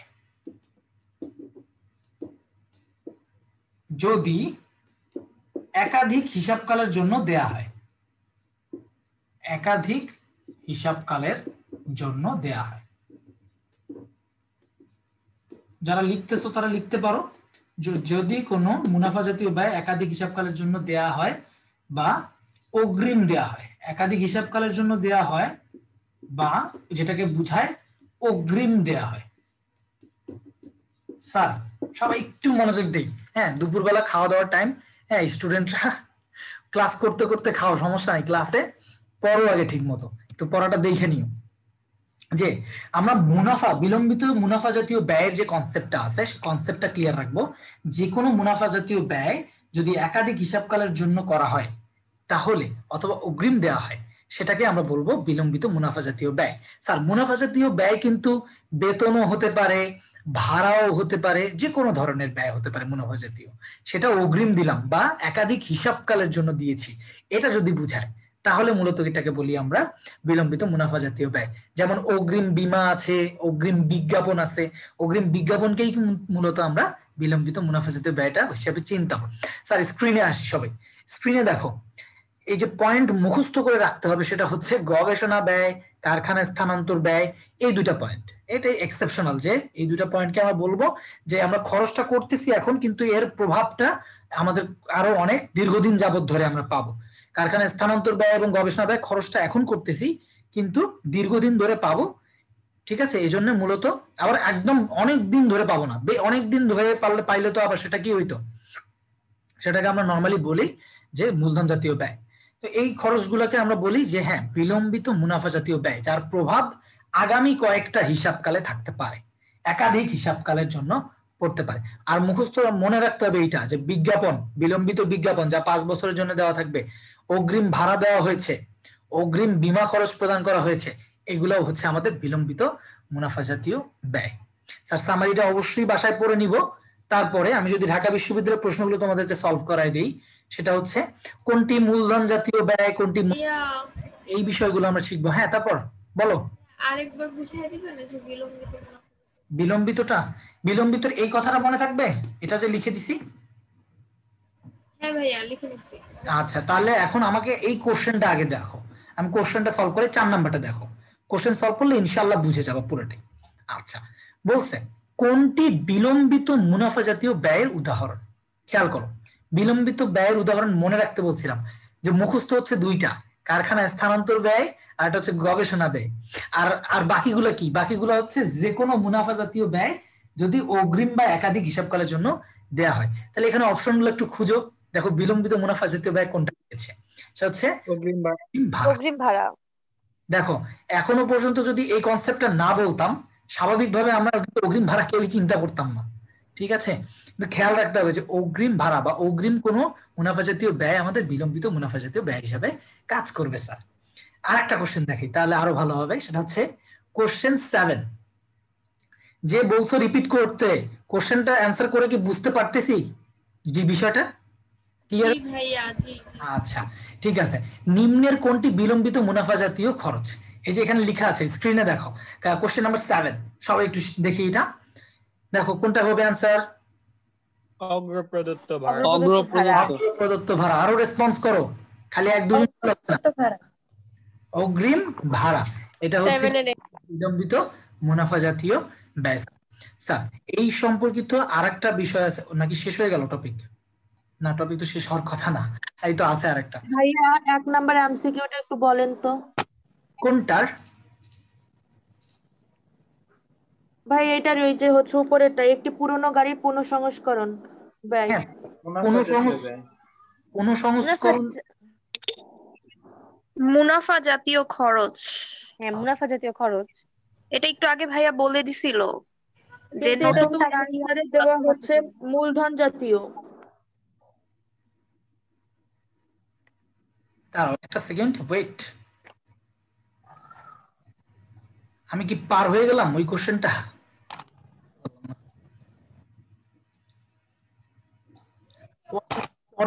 পরের টপিকটা পরেরটা বিলম্বিতর নিচেই আছে। ও আচ্ছা আচ্ছা আচ্ছা, বিলম্বিতর নিচে, ঠিক আছে স্যার। হ্যাঁ বিলম্বিতর নিচে আছে একটি পুরনো গাড়ির পুনঃসংস্করণ ব্যয়। আমার কেন জানি মনে হতেছিল না এটা মূলধন জাতীয় ব্যয়। আচ্ছা আমিও একটু শিওর হয়ে নিই। 1 নম্বরের এ মূলধন জাতীয় ব্যয়। স্যার এটা তো আমি যে তোমরা বলতেছো যে স্যার তো একটু আগে বলছে, স্যার বলছে হচ্ছে পুরনো গাড়ির মেরামত খরচ, তাই তো বলতেছি পুরনো গাড়ির পুনঃসংস্করণ খরচ। সেটা যাই হোক না কেন, পুনঃসংস্করণ যে খরচগুলো রয়েছে, হ্যাঁ পুনঃসংস্করণ, পুনর্নির্মাণ, পুনঃস্থাপন এইগুলো রয়েছে, এগুলো তো মূলধন জাতীয়ই হবে স্যার। কিন্তু আমি যে বিষয়টা তোমাদেরকে বলেছি এই বিষয়টা একটু লক্ষ্য করো, তাহলে আমার মনে হয় বিষয়টা আরেকবার ক্লিয়ার হবে। সেটা হচ্ছে এটা বলেছিলাম যে পুরাতন ডেলিভারি ভ্যানের মেরামত খরচ, মেরামত খরচ এটা বিষয়টা।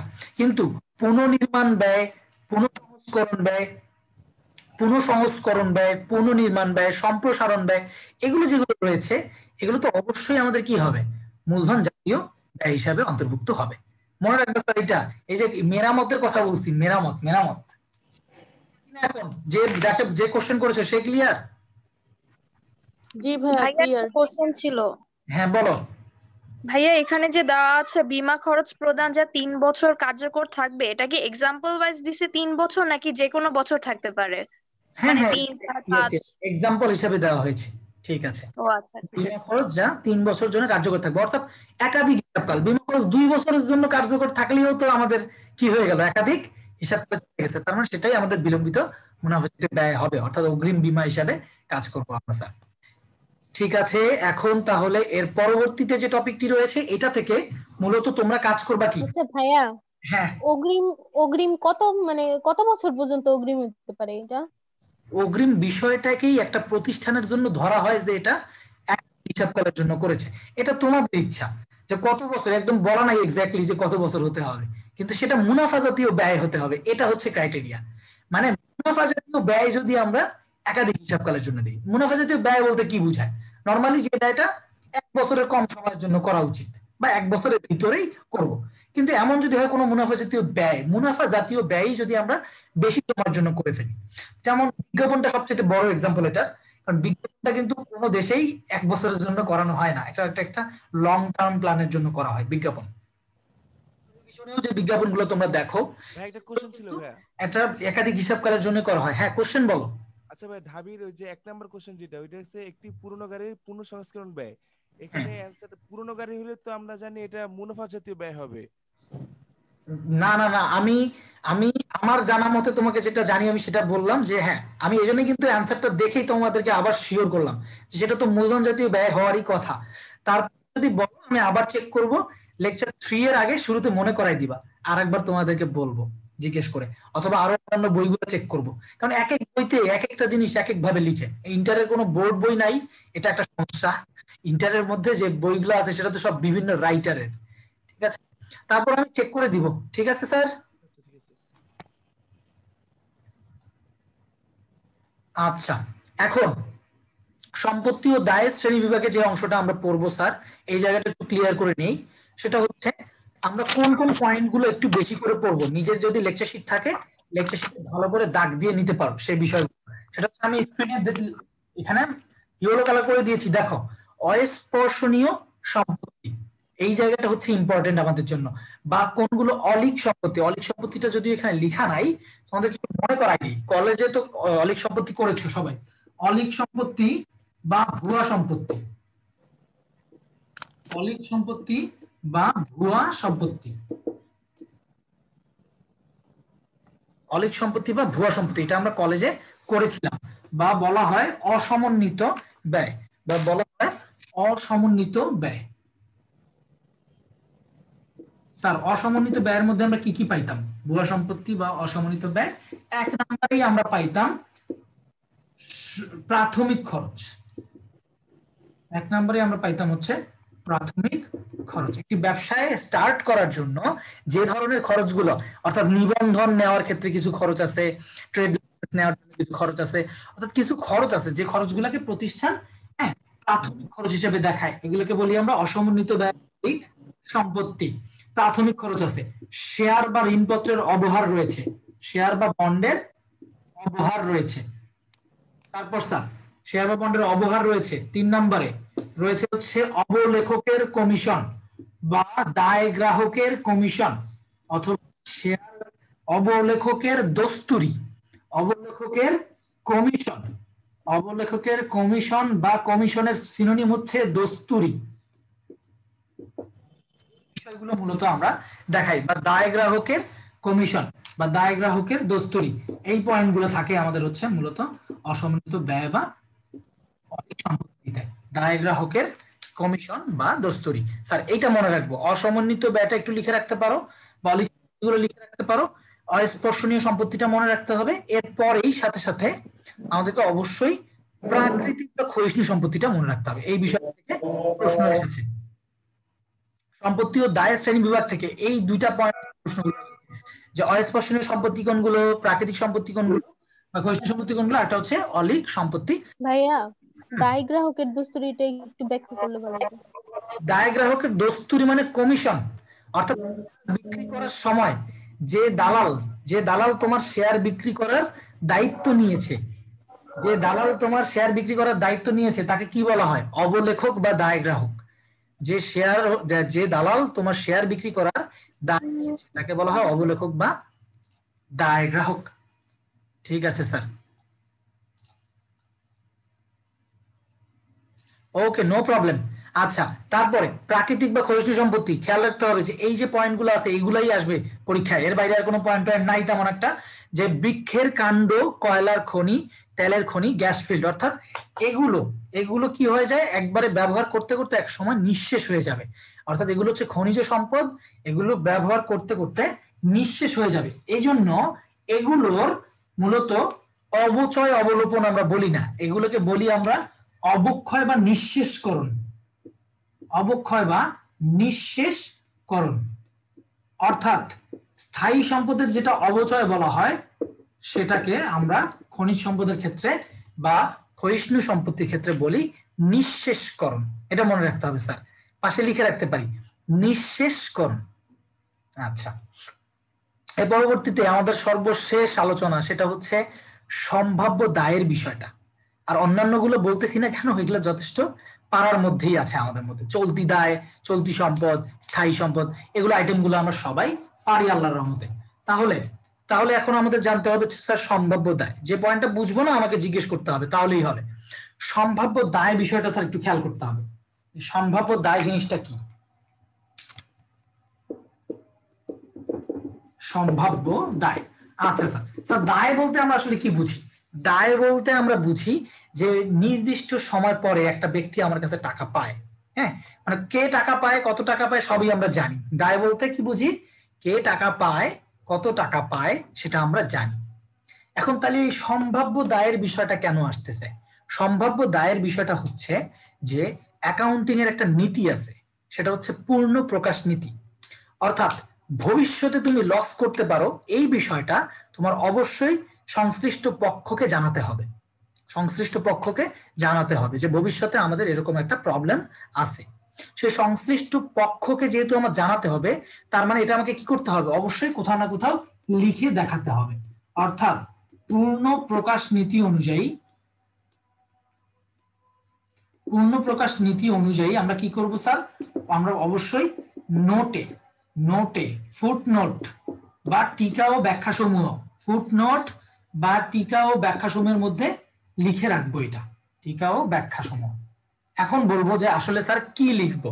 স্যার এখানকার এক্সাম্পল একটা বলি, একটা খেয়াল করি আমরা, সম্ভাব্য দায়। সম্ভাব্য দায় বলতেছে প্রকৃতপক্ষে এখন এটা দায় হয় নাই, কিন্তু ভবিষ্যতে দায় হতে পারে।